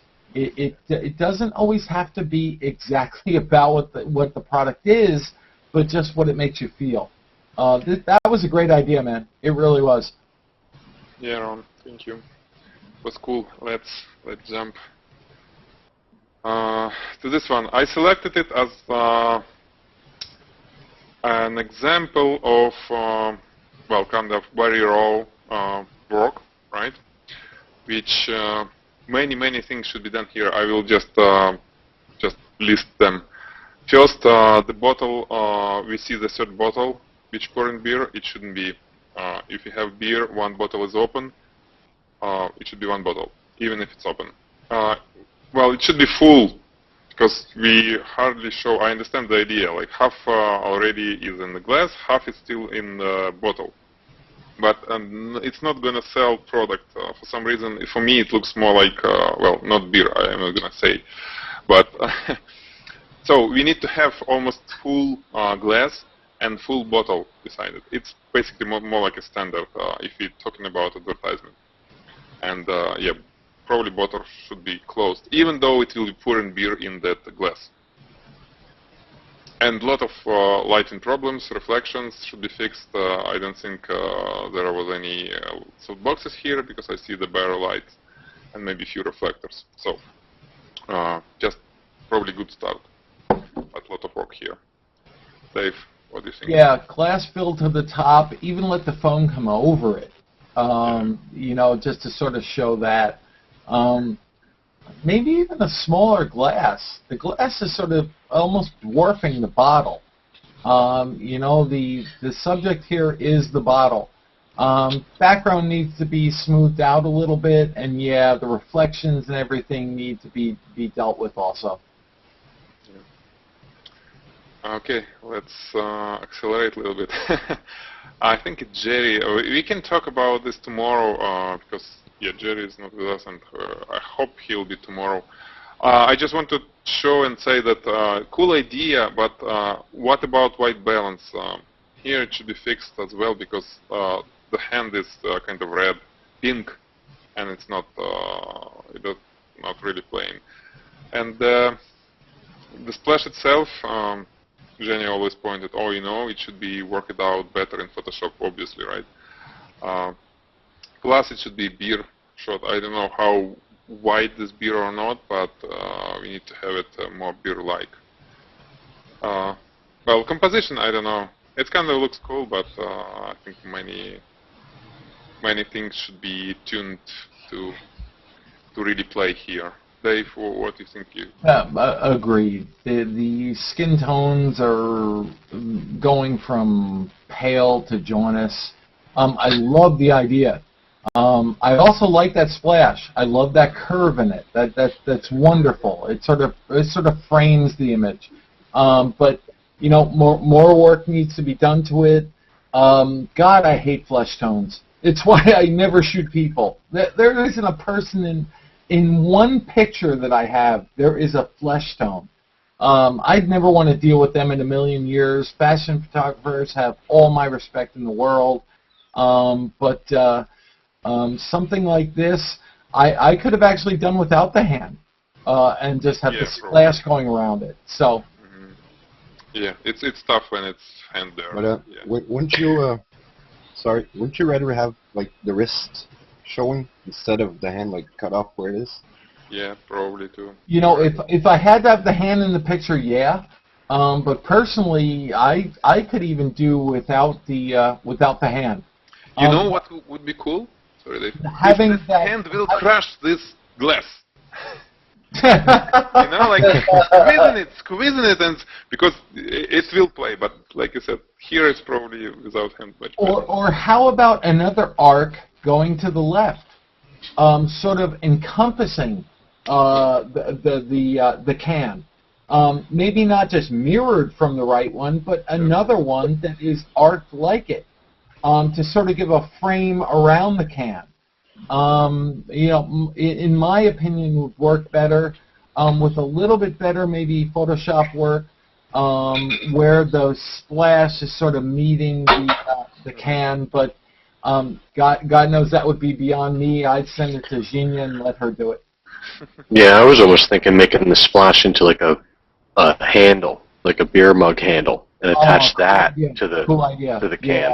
Yeah, that would be really. That's what I was thinking when I saw it. Yeah. I like that idea. That's really awesome. That's great. Good thinking. Okay. I think This one's mine, Alex. Oh, it's yours. Okay, so this is yours. Yeah, I just think my name. Yeah, great shot. I love that idea when it kind of starts falling, the bottles and even glass. I just love it. Zhenya always noticed the background. You see, it's not white. And it's supposed to be white. It's not kind of, we don't see gradient here, and it's a little bit just grayish, so it should be white if it's white. Okay. Same with foam. It can be done in Photoshop because I think it was lit. I mean, the light was fine. Just maybe bring up a little bit the foam on the top of the glass to make it brighter. Not as bright as white background. It's still a bit different, but just brighter. I love the lighting. The foam itself make it brighter, is what you say? Well, yeah. You can probably try to first make brighter the whole thing, the whole glass. But I like how beer look. Maybe just a little bit. Beer should be kind of brighten it up less than foam. So in any case, foam should be, I think, brighter and more. And probably use just the dodge tool in Photoshop. Yes, and exactly. just, Yeah. Oh, that's okay. Yeah. But yeah, other than that, very cool. Well, thanks. Really. Dave, what you can? You know, Genia, you know, she's always right on point. The background needs to sort of be whitened out so the bottles in the glass will pop. The light on the Pilsner glass itself sort of getting in the way of the logo itself. Yeah, right where your mouse was there. Probably could you know, could burn that out a little bit to bring it down. But cool shot, a hard shot to control too. So many angles going on in this with all those round surfaces. Pretty cool. It wasn't easy. Yeah, I wouldn't want to shoot it, that's for sure. I have trouble enough with one bottle, let alone all that going on. Right. No, I noticed that on the first bottle that's actually standing straight up too, you've got some shadowing from the glass on the label there. And I don't know if it would help to maybe put the glass in the back behind that bottle, or I actually tried that. I just didn't like the way that looked. It looked like I was hiding the glass. Yeah. I don't know. It just, Well, to fix it, you know, guys, you just shoot without glass, and in Photoshop just fix that little piece of. Right. It's probably the easiest way. But I don't think it's a problem even like it is, because it plays together. But yeah, Tim, you're right. It's kind of dropping some shadow. Yeah, and what else? No, it's fine. Yeah, I see shadows on the bottom on the bottom bottle, but it's fine. I tried to soften that one on the horizontal bottle, but it was gonna be too much, I thought. Good job. Okay, we're almost done. It's only mine and Dave. Paul, do you have your shot here or not? I don't remember. Did you submit or not? No? Yeah, I don't know. Can you hear me now? Yes. Do you have your shot, which I didn't select? It's not selected today. Okay, let me do this. As you're going along, I'm doing some edits to it, just based on the comments I'm hearing. So I may send it to you. Can you show it to me? Right? It's cheating. Oh, show it now. Let's see, because let's talk, because you're here and it wouldn't be good. All right, you're gonna have to help me with how do I share my screen. Just screen share on top of that Hangout window. There is chat in white and screen share. Click screen share and choose the Top left. Top left. It says chat, screen share, YouTube docs. Okay. Oh, there we go. Oh, okay. There it is. Okay, that's here. So so what I did, just as we're talking, is I whitened the foam. I've learned that's a big thing to do. I don't know. Give me some feedback. Okay, now I jumped on it. Yeah, I got it. Yeah, this one, right? So, what can we do? I like kind of the idea of that kilt on the background, which kind of pretty cool. But I think it should be. I don't know about that spot. Maybe we need to just move kilt a little bit far to be maybe a little bit more blurred. I don't know. Well, it's kind of. Is that kill What else? in post? Yeah, I snapped I stole something off the internet and just dropped it in. Yeah, because I see some glow around the bottle, and yeah, I see now. Right, So it was glow probably shiny, wasn't a really good idea. Yeah, just maybe to edit. And well, the bottle, you see, we have this reflection from the soft box in the middle of the bottle, Right. and that should be fixed. It should be either strip it to line across the bottle, or maybe moved somehow. But this kind of thing, it's a photographer's task to fix. Okay. I know it's hard, but yeah, it should be probably rim light. And for bottles like this, you need only in front. You need something to highlight label. And usually I put light very low in front, but very low, so it won't get any reflection. Because if you put it on top, it will be reflected by that neck.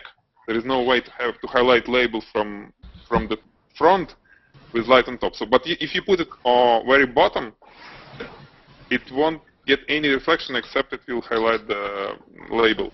The rest light can be behind. It will do the job. It will add some rim light, and same probably for the glass. It's bubbles. What kind of light it was? Was it strobe or what did you use? Yes, it was true. Okay, yeah. So it wasn't motion blurred, maybe something else. Again, brighten the foam. Some light on top will fix this. Foam will be brighter, but well, not just in top because it won't highlight foam in front. So it should be kind of. It's tricky with foam. I know. It's tricky. Well. Okay. Dave, what do you think? The kilt's a great idea in the background, but it just distracts me. Probably a nice gradient built off of the wonderful colors you have going through the bottle and the glass would probably work better. The kilt sort of takes the focus away from the product. What I like is a lot actually is how the bottle has sort of the color coming through the left and the glass sort of has the color coming through the right. It adds this wonderful balance. I agree that highlight in the middle of the bottle has to go. I'm not a big fan usually of the water droplets coming through in the foreground like it is on the base. But I think it works really good here, especially with that light amber coming through on the base of it. But I think if the background were taken care of, this would be a killer shot. Maybe a little bit more light on the labels to make them pop to let everybody know what they are. But I really, really like the light in the bottle and the glass and how it sort of marries left and right, brings your eye right into the picture. Pretty cool. Pretty cool. Great. Thanks a lot. Yeah, I really like the colors. I just have one comment about post-processing. When you're rubber stamping or what do they call it? Cloning. Cloning. When you're cloning, just be careful of repetitive patterns. In the glass. Yeah, because I see it. Those really stand out to me. And where are you seeing? They're sort of doubling. If you looked on the left side of the glass, there's like 2 rows of identical bubbles. Is that what you're talking about? Yeah. I see that now. Good catch, man. Great eye. And don't worry. I mean, I wouldn't say worry about it too much because I see it on magazine covers all the time. I mean, professional photo manipulators do this all the time. You do see repetitive patterns even in the professional world, but just do be careful of that because for a Photoshopper that stands out really, really quickly. Yeah, great eye. Doubling is the worst thing you can do. And I didn't see that. And a great comment. Really great comment. Yep. Yeah, I didn't notice it either. Okay, so we almost done. Hey Alex, just real quick, back on mine, you don't have to switch back to it, but on the white background, the bottom of it, I had those, the shadows and whatnot, and you were talking about making it white. Would you make the whole thing white or still leave the bottom where my bottles are gray? This is Noah, by the way. Oh, I see. Yeah. Well, yeah. Would you do that gray on the shadows? No, you still need to leave shadows because otherwise it will be hanging no way. Yeah, it should be visible that it sits on some surface, but other than that, it should be all white. Zhenya do it all the time. We do when we used to do that for like white background for clients. Okay. They want white background, but they still want to see the shadows because it should. Yeah. If you look at we have that cosmetic brushes. Yeah. Several. I have many posts. Many Okay, of them yeah. on completely white background, but still with shadows. So. Okay. So even along the bottom there in front, the very center bottom would all be white too, except for the shadows, of course. Where you see shadow, like it's very easy to to select Yeah. only shadows. It should be Oh, still yeah. shadows, but other than that, it should be all white. All right, done. Okay, thanks. Okay. Yep. Dave, tell us how we did this. Hold on a second. I gotta get over to it so I can remember. There we are. This was actually so far out of my realm of my comfort zone. This was 1, 2, 3, 4. This was 5 shots. Well, 4 shots put together. The splashes were shot independently. Believe it or not, they were blue when I shot them. I found blue that when you go to alter the color works really well across the whole gamut. If you shoot red and then try to convert it to another color, you lose a lot of detail. So the actual arc around the bottle cap is pretty much as you saw it. A little bit of warping, but not much. The shot to the right, you can probably, if you look close enough, you can tell where the edit is because I'm not that great at it. That sort of gives the handle or the forearm, as you will. The bottle was shot as it was shot, and then the label was a different shot, and the background is just a gradient in Photoshop. Label. Why you got label in different shot? Because I didn't like the red that was coming through. In the shot that I had, the middle lighting in it wasn't good enough, and it's still not good enough here. There's still that dark patch in the middle of it. But the one that was in the original bottle shot was really dark in the middle. I tried dodging it out, but it just looked horsey and not right. So I had another shot that really had it brought out more. If I could do this over again, I would not use the soft boxes to the left and right and get those lines out totally. But what I really dug was the whole sort of like a hand coming over to twist the top off kind of thing. Yeah. The background was Xinya all the way. She inspired this. When I was doing this, I was like, okay, what would she do? Because I put 2 shots up. One was the original one that I thought of in the way I usually shoot with a white background. But then I thought of her and your images, Alex, and I'm like, okay, what can I do to sort of bring this out a little bit more and bring it together? And I thought, well, it needs a gradient in the background. If it wasn't for you and her, I would have never done that in a million years. And honestly, this image would have never happened in a million years. Because I'm not a Photoshop guy. This is really new and uncharted territory for me. The background's actually Photoshop, not a spot on a background. Absolutely not. No, it's a Photoshop gradient from, and I picked the 2 colors from inside the splash itself. Oh, okay.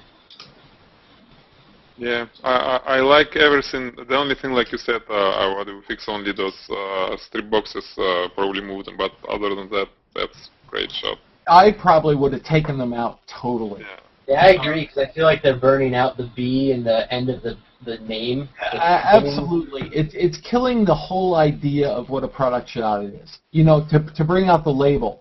If I had more time, I would have gone back in and done some more shots of the bottle. I tried to burn them out a little bit, as you can probably tell by the sort of gray tonality in them, which always looks horsey as crap. But I'm learning. So this was, I was really happy with the way that splash looked. That splash is so awesome, I just have to say.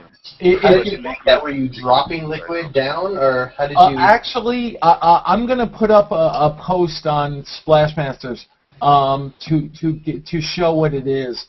It was just a bunch of shots that I just shot on a white background. I just got a glass full of liquid and threw it up. and that one with the arc in it just happened to happen. The way my brain works, I was just happy enough to think, well, that sort of looks like a hand. Let's put it over the cap. Now, Dave, I'll show my age. I love the shot. When I saw it, I didn't think of a hand at all. I thought of an old-fashioned church key. To be honest with you, Ron, I thought of an old-fashioned bottle opener. Yeah, exactly. That's what I call it. I used to call it the church key. Yeah, a friend of mine actually emailed me after I put it up and said, wow, that looks just like a hand. And I'm like, damn it, if I would have known that, I would have warped it more and made the thumb more pronounced and all this stuff. But as far as my progression goes, now, all of that was shot on a white background. Which you can imagine, the bottle had white halos around all the edges, which just happens when you shoot white.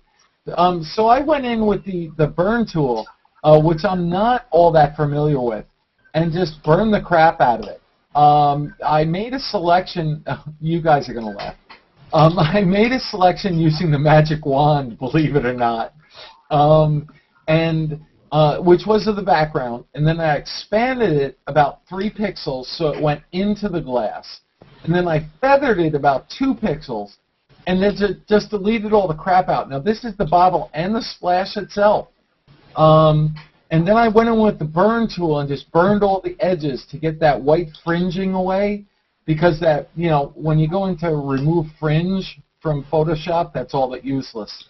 That was all shot on a white background, and it came out, I don't know, sort of realistic. I'm not one guy to sit around and say I'm sort of proud of something I did, but, I'm sort of proud of this because it's a real evolution in what I do. Yeah, great shot, Dave. Thank you. And it's great. So it will be behind the scene. Will be posted on masterandsplash.com. Yeah, I'll show all the original shots, and everybody can sit around and go, "Oh God, really? That made that?" Because when you see it, you won't believe it. Believe me. And you said you were shooting a blue splash. How did you make it blue? Just water with food coloring? Yeah, food coloring. I love anything I use when I go into a shot and I want to alter it. I always use blue because blue works well going to any color gamut. I don't know why. You use red or you use yellow or you use green. When you go to another color, it seems to lose all forms of detail. But when you start out with blue and you want to go to red or amber or whatever, the detail stays. I don't know why. I'm sure somebody could explain it to me, but that was just one of those, I was really drunk one night at 3 in the morning and found out kind of things. Cool. Okay. Looks like I missed few shots. I missed from Chris, right? Chris, this is yours. And Keith, how do I, did I miss your shot as well? Yes, I think so. Sorry, will you be tomorrow, at Tomorrow Hangout? Unfortunately, I can't make it tomorrow. You can, okay, so let's just do it. Let's just do it. Yeah, let's do it. Sorry guys, I didn't prepare that way because nobody knows who will be joining us, so, but let's make sure that we have them. Keith, can you bring your shot somehow, or how I'll find it? Oh, I wouldn't have a player to do that. Okay, so you can figure out now, and we can jump on Chris' shot, which is loaded right now. So, pretty cool. Beer, I don't know, is it so much foamy? Well, it's probably nice just to show how much foam on it, right? From technical standpoint, what I would do different, I would fix the reflection on the bottleneck, which is right in the middle, and I'll move probably it on top. That's kind of first thing. I would also fix that kind of spilling on the glass, because it either be more foam coming out or just nothing, because now it's kind of a little bit dirty look, you know? Exactly. Yeah. The rest, maybe I would, well, it's cool looking kind of frosted glass. I don't know, was it really cold, right? Is it frosted or why it's kind of made? in the middle? Yeah, it was a frosted glass. Okay, good. So probably we got this feeling, which is pretty cool. Background, did you do it digitally, or I mean that hollow thing? It looks like it's digitally, right? Well, a bit of having a speed light on the background and then a little bit of Photoshop to kind of... Okay, so you added, yeah, because what tells me the digital, when I see kind of rounded spot on the background, it looks fine. When I start looking and seeing the glow of the neck, of the bottleneck, that's what kind of looks strange, which is not usual. It shouldn't glow, right? So it was probably a little bit too much of the post for that. What else? Dave, what do you think? Maybe too blue? The horizon line and the background is crooked. Oh, yes. Yes. That can't be. That's got to be straight. You've got to get your camera square to the image. The blue and the black in the background, not working for me. I would have much rather just seen a neutral gray. The neck of the bottle, for some reason, looks blurry to me. Maybe it's just my glasses and they need to be cleaned, but I would have given a little bit more depth of field in this. And like Alex said, either have foam or don't have foam. I would have loved to have seen this with a bunch of foam pouring over the top of that. Not impeding the logo or the label, but just sort of surrounding it. Now that would probably need a whole bunch of shots to make it right, but I just think it would have been great if you could have gotten this rounded foam shape around that round label. For me, the biggest problem with this shot is the blue. I don't think that works, but I think there's amazing potential in this shot. Just to sort of neutral out the blue and get that foam cranking over that rim. Keep pouring, man. Potentially good shot. And definitely, always remember, when you're shooting this stuff, get your perspective right. You know, square up those backgrounds, square up edges. You know, get symmetry going. If you've got an angle going on the left, get it going on the right. It's symmetry breeds emotion. That's just the way it is. If things are uneven, people won't feel it. If they're even, they will. Yeah, and one thought came to my mind that the bottle is too close to the glass. We don't see the stream almost. Oh, good point. Good point. Right, more room. We need more distance between glass, and we have if we have the stream, and it looks like the beer looks pretty cool on that. I mean, the pouring beer. We just need to see it because it's not visible. So it's too compact. You need to kind of get more room for everything here. Yeah, back off just a little bit. Yeah, but yeah, cool shot. And the good thing that you got this, you know, frosted look, which kind of, if I see it, meaning you got it right. Yes, I know it's hard. Alex, when you pour beer, fresh beer, you know, from sort of a distance, it creates a heck of a lot of foam.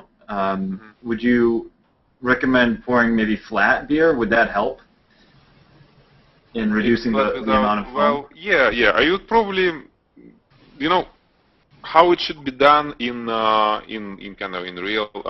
We would get something which will have a color like a beer, maybe mixed with a little bit beer, and then put that artificial foam on top, and then pour maybe not even real beer. So nothing should be real, it just should look nice. So like you said, yeah, it probably should be flat beer. Or I used beer, water, and coloring, food coloring, to get my splash. Okay. And plus, yeah, I'm gonna talk about this soon, plus some gels for the beer. Okay, we got shot. Okay, I see now. Keith, I'm going to bring this shot. So we're gonna talk about it now. I remember it. Stella. It's another good one. Yeah, and Paul is still editing. Yeah, sorry, busted. Well, Paul, what you have right here is exactly what I had. You see how you have that white fringing around everything? Yeah, right. Go in with the burn tool, hit the shadow. First start with the mid-tone, set it to about 20, and go around the edges of your bottle. Then when it starts getting a little bit darker, go to shadow, and then keep it at 20, and make the edges darker than everything else. You know what I would do, actually, and it has kind of the same effect, is if you create another layer, and you, I'm guessing you already have a selection mask around those. So if you create another layer and set that to overlay, and then choose a really, really dark amber color, and then start painting around that, it'll give almost like a burn kind of feel, or you can put it to color burn. And it would do a similar thing, but that way you've got it on a completely separate layer, and you know, if you make a mistake or something, it's easy to fix. Really cool, really cool. I'll remember that. Great, thanks. Yeah, but I sort of dig this more, and if you sort of start blending a little bit more of the of those edges into it, this would probably work great. Okay. I'm glad we're not sleeping yet. It's more than 2 hours now. Oh, I'm pumped, man. Let's keep going. Wow, what the hell is this? Well, yeah, this is Keith's shot, which I missed. Now we got it. So, pretty nice, pretty cool shot. I like the idea. I like the emotion because it's pretty strong things going on. Zhenya noticed again the white balance. She said the hand look kind of pinky, bluish, and you know all this stuff about hand models, and it's hard to get it right. Other than that, if I look like from technical side, from lighting side, I would add light from behind, from the left, because that's where we lose bottle. We don't see the difference between bottle and the black surrounding. And we need to see some age. So if you would have one more light from behind, it will probably fix the situation. It will look cool.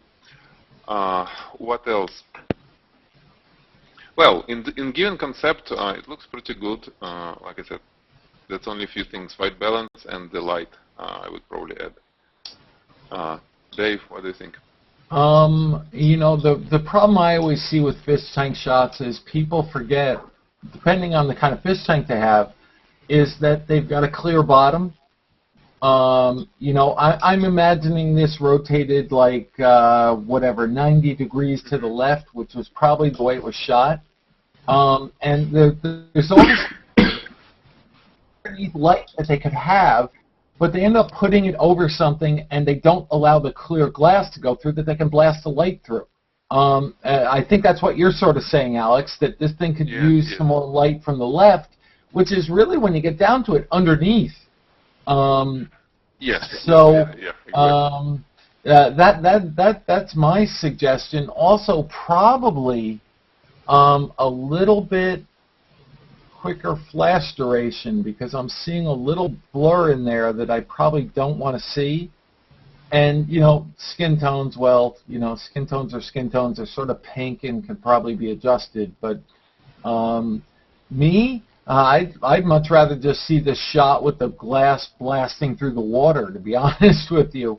But cool idea, tough to shoot. I've shot a bunch of fish tank shots now. Thank you, Alex. And they've created some challenges for sure. Yep. Okay. I don't know. Do we have time to talk about this, or I can? Well, I'm going to record some video. No, not really. Okay. It sucks. Let's just go. Okay. So you've probably seen the screenshot from Lightroom, right? You've seen how many? Yeah, I saw them. Flashes. Yeah. So I'm not going to repeat, but I still have this set up, so I will be quick. I just will go through it. So the lighting was 4 lights. one at the bottom to highlight label. Like I said, if I put it a little bit higher, it will be reflection on the glass. Without, on the bottom, we don't have any reflection. One light from behind, it's actually, is it visible or not? It's here. So it was hidden bottle, and plus it was highlighting splash itself. And it has the yellow gel on it. Because when I mount the bottle, and I'll tell you a little bit later what I did with bottle, it wasn't yellow enough, so I add yellow. And one light for the background, right? And one light on top just for that cork for the top. That's it. How far away is the light in the front with the strip box from the bottle? I would say 3 feet. 3 feet. Oh, okay. Yeah, and it's strip box because with strip box, with any kind of softbox, it's easier to get even highlights on the label. Because if I use smaller light, it will be bright in the middle and darker. So I need more to wrap around, right? Yeah. When I was start shooting this bottle, you probably know it. If it's not done in white background, it doesn't look nice. It looks like a crap if I may show you. I don't know. So what I did first, I put some. Let me. Is that liquid in that bottle, Alex? Yeah, what did you feel that way? Yeah. Well, what's in there? I'm going to show you just a moment, guys. You got smoke or something in that thing, don't you? Yeah. Because I know that ain't liquid. No liquid reflects like something from a Stephen King movie. Dirty dishwater. Okay, so I'm going to show you how it looked without, well, it was different background, but you will get some idea. If we put bottle without anything, well, I don't have shoot without anything. So, you see how bottle look like with this dark on the neck, dark things? Right. That's where I put white paper on the back. Just like glued a little piece of white paper with same profile as bottle. And it looked like that. I didn't like steel because even though without reflection, I didn't like it at all. So what I did, that's what I added light from behind. Well, let me so you got those because of the white paper you put there? Is why you got the black spot? No, so I didn't like this paper because it was some stuff around. So I opened, I removed beer, I put water, and I add just a little bit of milk. I need something to glow inside. So this probably has 1/100 of a milk, because if I put too much milk, it's not transparent, it is dark. I need like, you know, some kind of emulsion, how it's in English, I don't know, something which will glow. Right. So just maybe a few drops of milk in the water create that kind of, it's a matte, but it's still semi-transparent and translucent kind of liquid. So that's what give me exact kind of look for the bottle, except it looked a little bit flat. If you look at my shot, the bottle itself looked a little bit flat. The edges should look like on Tim's photo. It's pretty nice when it's, and same actually shot Bill Cahill has. But I've seen how he did his shot of the Peroni, and I've seen how he get that. I just couldn't repeat it because I said I need to do something different in terms of. So I couldn't force myself, you know, do this to get that dark edges a little bit. We can do it in Photoshop probably, but we decided not to do it because we like glowing it this way. So it was probably the funniest trick with milk in the bottle. And the rest is just, we got not that many shots, surprisingly, not many shots of the beer. I mixed beer with water, so it had less foam. I add some yellow coloring, and that was it. I can show you all the splashes, how much we had.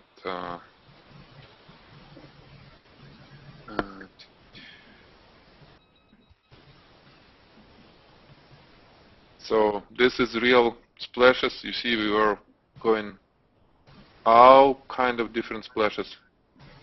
And because of light from behind, you see it was highlighting them pretty cool because from that light yellow. Actually, it was a little bit too yellow because in post-production we reduced a little bit. So this is how bottle looks without anything. You see how glows in it? Yeah, that's awesome. It's kind of... That's because you filled it with a little bit of milk to take away the... Yes, exactly. What made you think of milk? Good Well, Lord I start Almighty, thinking man. what can be, I don't know, I just, come on. That one right there, that's what I'd shoot. Yeah, so it was pretty easy after I figure out everything and it started on the plane which started because first I was really hard. I didn't know what to do with that bottle to make it look nice. The splashes itself is probably the easiest part of the shot. So the splashes, how far away is the bottle from the background? Probably like 4 feet. Maybe like 9 feet. Oh, it's pretty far from the background then, huh? Yeah. The bottle is here. It's hard to tell from here. Light is here. Light I covered with that plastic, so it won't any spill won't kill it. The light is here, and this is where it's. Yeah, it's pretty. It's about 3 meters, so 9 feet. We had that thing kind of to catch beer. I have this to stop splashes. Spills. Yes, splashes.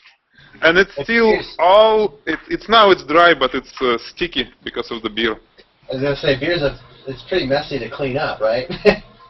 You know, if you clean it up, it's messy. I don't clean it. I will just in a few days I will be dropping other liquids, so when it will be really messy. They all neutralize each other. It's dust collects. Yeah, when I couldn't walk, that time to clean, but I still can walk. It's a non-slip surface now. Yeah. So just to ask again, so you glued a light mount to the bottom, or you had something else and you screwed the light mount into it? That's a tripod mount. Yeah, it's a tripod. I got this. I don't remember where I got, but I have many of this. You see, I use them a lot. This little thing. I think they come in from lighting stand. Okay. Yeah. But you glued that straight to the bottom of the bottle. Well, I have big. How you call it? That thing which you put on bolt. You know. Nut. A big nut. Okay. Yeah. Big nut just to make a surface a little bit bigger because it was bigger. So more surface, less chance that it will break. Yeah, I put big nut and then I just put a lot of epoxy glue. And then screw that thing into it. Yeah. First I was shooting. I was starting with bottle. I just put bottle on handle just to make concept work. So I was throwing splashes without any glue just to see how it will. If you see that what we think it's gonna work, then I start kind of putting it nice setup. And then once you had all the lighting and everything ready, then you just shot a whole bunch of shots with splashes and then just.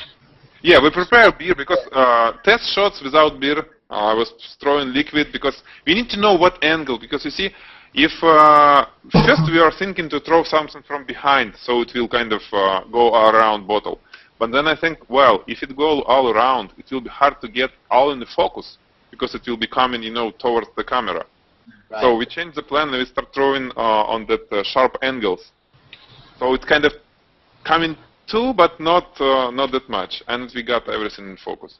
So your lighting was set up for the bottle specifically, not for the splashes, or did you? No, it worked. That's a single shot. I mean, it's not single, but made from single shots. The lighting for the liquid, you don't need lighting for the liquid. You just need background to be lit. That's it. So here it was that black background plus because liquid was had a lot of bubbles, that turbulence. Mm-hmm. It was reflecting that light which was coming to the bottle. That behind light, yellow one, was hitting bottle and was highlighting the splashes. And then what? Do you remember what aperture you were using on this one? I think f14. Yeah, f13. 16, 14. Okay, it seems fairly sharp throughout the whole. Yes, that's about that depth of field. Yeah. Okay. The only thing I could say about this image, which is just brilliant, and I couldn't do it in a billion years, I'd probably turn those yellows a little bit more amber. You know, it's just a little bit too yellow looking for me. But that's it. I mean, yeah, you're probably right. Good God Almighty. Yeah, we were trying to match beer. But yeah, this is what I was throwing. And, Bud Light, rocking. Yeah, we got 30, you know, can of 30 bottles, 30 cans, but it's still half. So I need to send you, Dave. You like Bud, so you. So, I got one question though as well. It has to do with the stacking. So each time you throw it, you know, the bottle is all getting wet. Did you wipe it down each time? No. No. No. It's because it's vertical. It's, you know, it soaks water. It just falls off. Okay. And again, it's all around. When you throw it, it's not needed. So it all blends in. Yeah, right. I was worried about the label. It gets wet, and at some point it will start, you know, coming out. But it was fine. It didn't come out. Cool. You had plenty of shots without the splashes too, so if you needed to, you could just complement. Actually, it's a good point, Tim. Yeah, we always make sure that we have perfect shot of subjects, any kind of subjects, without any splash first, just in case we need it. So I put a lot of. If you look at my Lightroom, I have probably 70% of shots. It's a shot of the bottle. Before I got it perfect, we didn't start splashing, and then only 30% of shots it was splashes. Yeah, that's the way I do it too. It's mostly just getting the bottle right or whatever you're shooting, and then when it comes time to splash, pray that what comes is right or what comes you can use. Yeah. But getting the subject, even when I shoot, getting the subject is all that matters. Everything else you can work with after that. So. Yeah, but Alex, that's a really great shot, man. That really is. I was really blown away when I saw that Lightroom thing that you put up. Great shot, man. Great shot. Thank you. I have a question, Alex. Yeah, go ahead. I read in your post today somebody mentioned put a comment in that the Photoshop was messy or something. I think maybe it was referring to the white highlights where the liquid is thinner. Oh yeah, that girl that posted and said, "Can I make a comment, Alex? Was the post-processing too quick or?" Yeah, something like that. Yeah. I didn't follow. I said that it. Yeah. So. Okay. Sorry. I didn't get it. Well, on your shot, you have like a spot on the right of the image where you have your splashes like very highlighted. Well, yeah, it was real, and we didn't remove it. Yeah, it was a real splash. Both actually, it was two of them. That kind of arc, right, coming out the bottle. It has highlights, and it other splash coming like this and highlight on that. Right? That's what you're talking about? Yeah, it's pretty white. When you look quickly at it, it looks like there was something missing in there, but... Yeah, maybe it can be removed, but it was a reflection from, well, from something, maybe from softbox in front because it was long reflection. Okay. Yeah, well, I don't know. Yeah, maybe you're right. Maybe you're right. Now if I kind of start looking at it, yeah, I notice it and I stop liking it, but before it was pretty good. Yeah, you're right. Okay. So, what do we do next? Next assignment. I didn't think about it, sorry.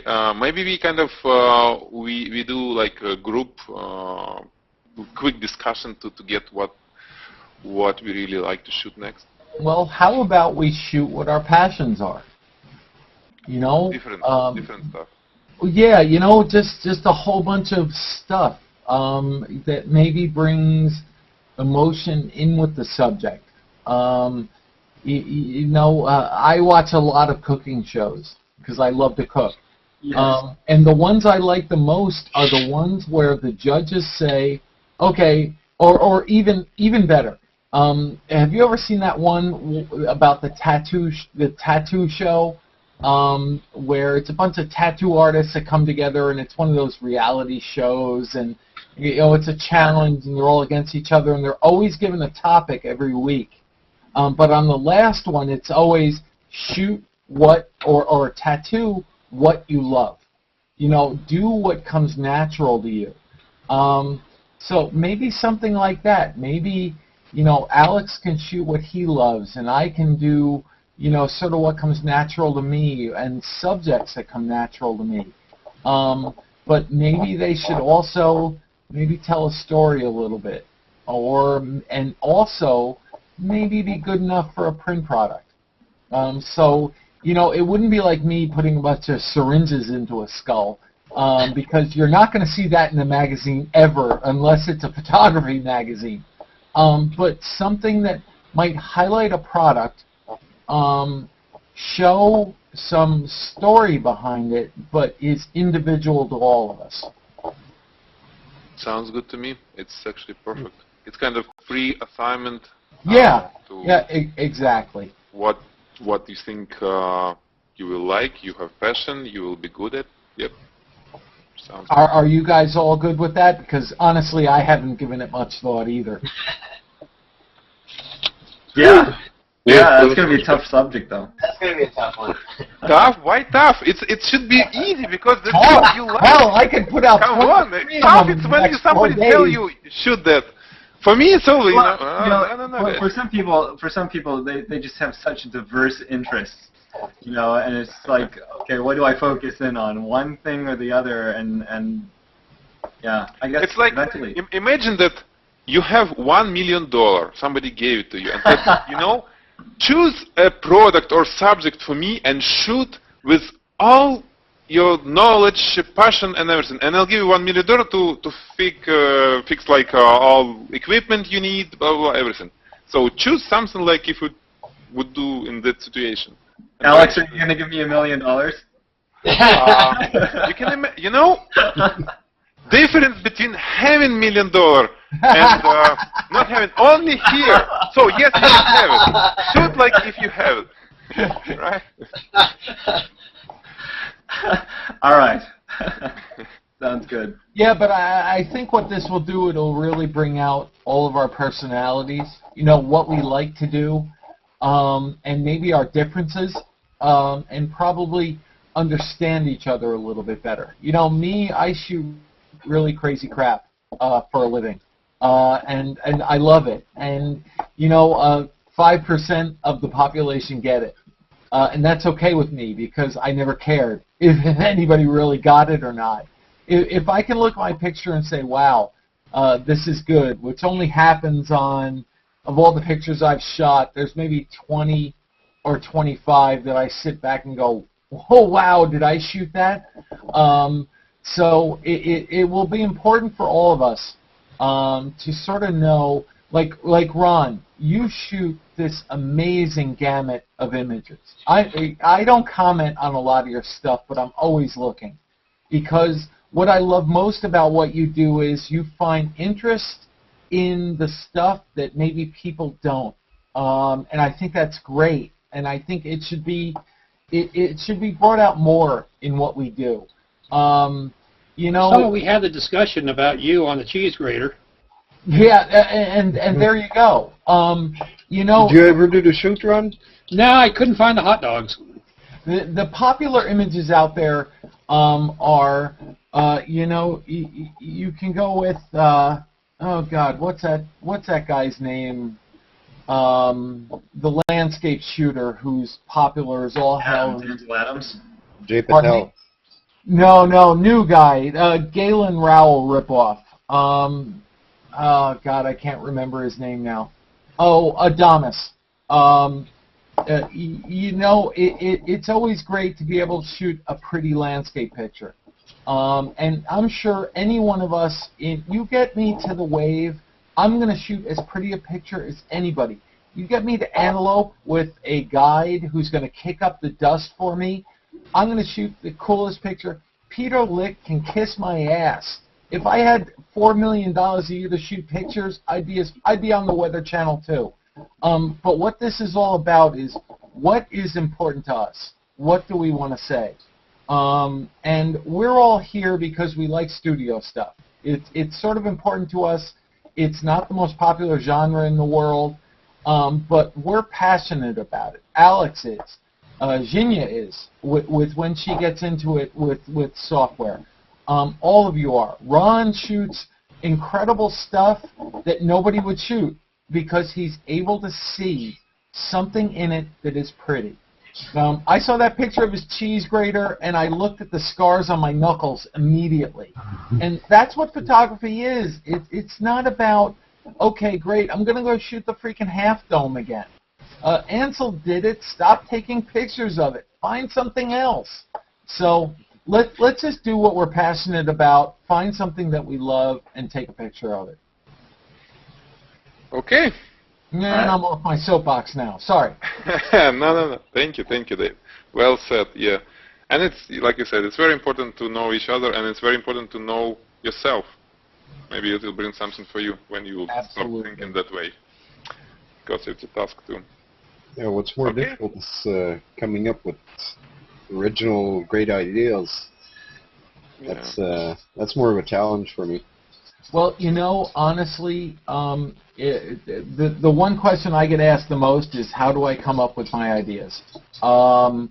In every interview I've ever done, in every magazine I've ever written for, there are actually 7 colleges around the world who actually take a semester to teach about my stuff, which is ridiculously flattering and humbling, and I don't even know where to begin. So at the beginning of every semester, I get 50, 60, 100 emails saying, can I ask you a few questions? And the one that is in all of them is, how do you come up with your ideas? The thing I tell all of them is my ideas come from my life. Nothing I shoot, as far as conceptual stuff goes, is about anything that doesn't have to do with me. It's all about things that touch me. And I think when you want to get down to something that is personal, that is, when I tell you to shoot something that's personal to you, it can't just be, you know, a piece of bazooka that you chewed when you were 5 years old. It's a feeling that you had when you were 5 years old. It's an experience. You know, I've got a picture called Cancer that was all about my mother's battle with it. So many. You know, my picture, oh God, the one with the mask with all the rose petals around it. That was about the first time I had a girl break up with me. Being personal about images is showing your ass to the world. It's about showing everybody the pain that you went through, the happiness you went through, anything you went through. If you aren't willing to show a piece of yourself, you're not going to succeed. You've got to make it personal. So coming up with ideas isn't hard. It's how much of you do you want to show that's hard. So think about something. Think about when you fell off your bike when you were 7 years old. Think about when your father first smacked you in the head when you were 11 years old. Think about the first girl that ever traumatized you. We all have so many moments in our lives that are painful and beautiful and wonderful that if you can just tie into them and show them and not really care about what people say about them, then you'll be able to find your voice. Then you'll be able to show the world what you have to say. So that's my 5-minute commercial for what I do. Sorry about that. I know I'm carrying on too long here, and it's 11:30 at night from me. So just be honest. That's the only thing I can ever say to anybody. Well, it's a good point. It's just getting the idea and putting it to photography is... It takes a while to learn. Absolutely. But work on it. If you can do it in this, you can do it in anything.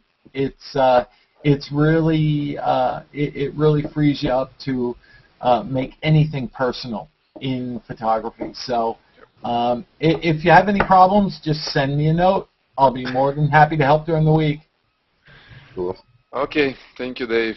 Thank you, Yeah, I'll everybody. shut up now. You're Go to bed, almost- Alex, will you? It's 12:30. I almost Yeah. fell asleep. Yeah. Okay, it was cool. Thank you. And yeah, let's do it. And we'll show next week ROS.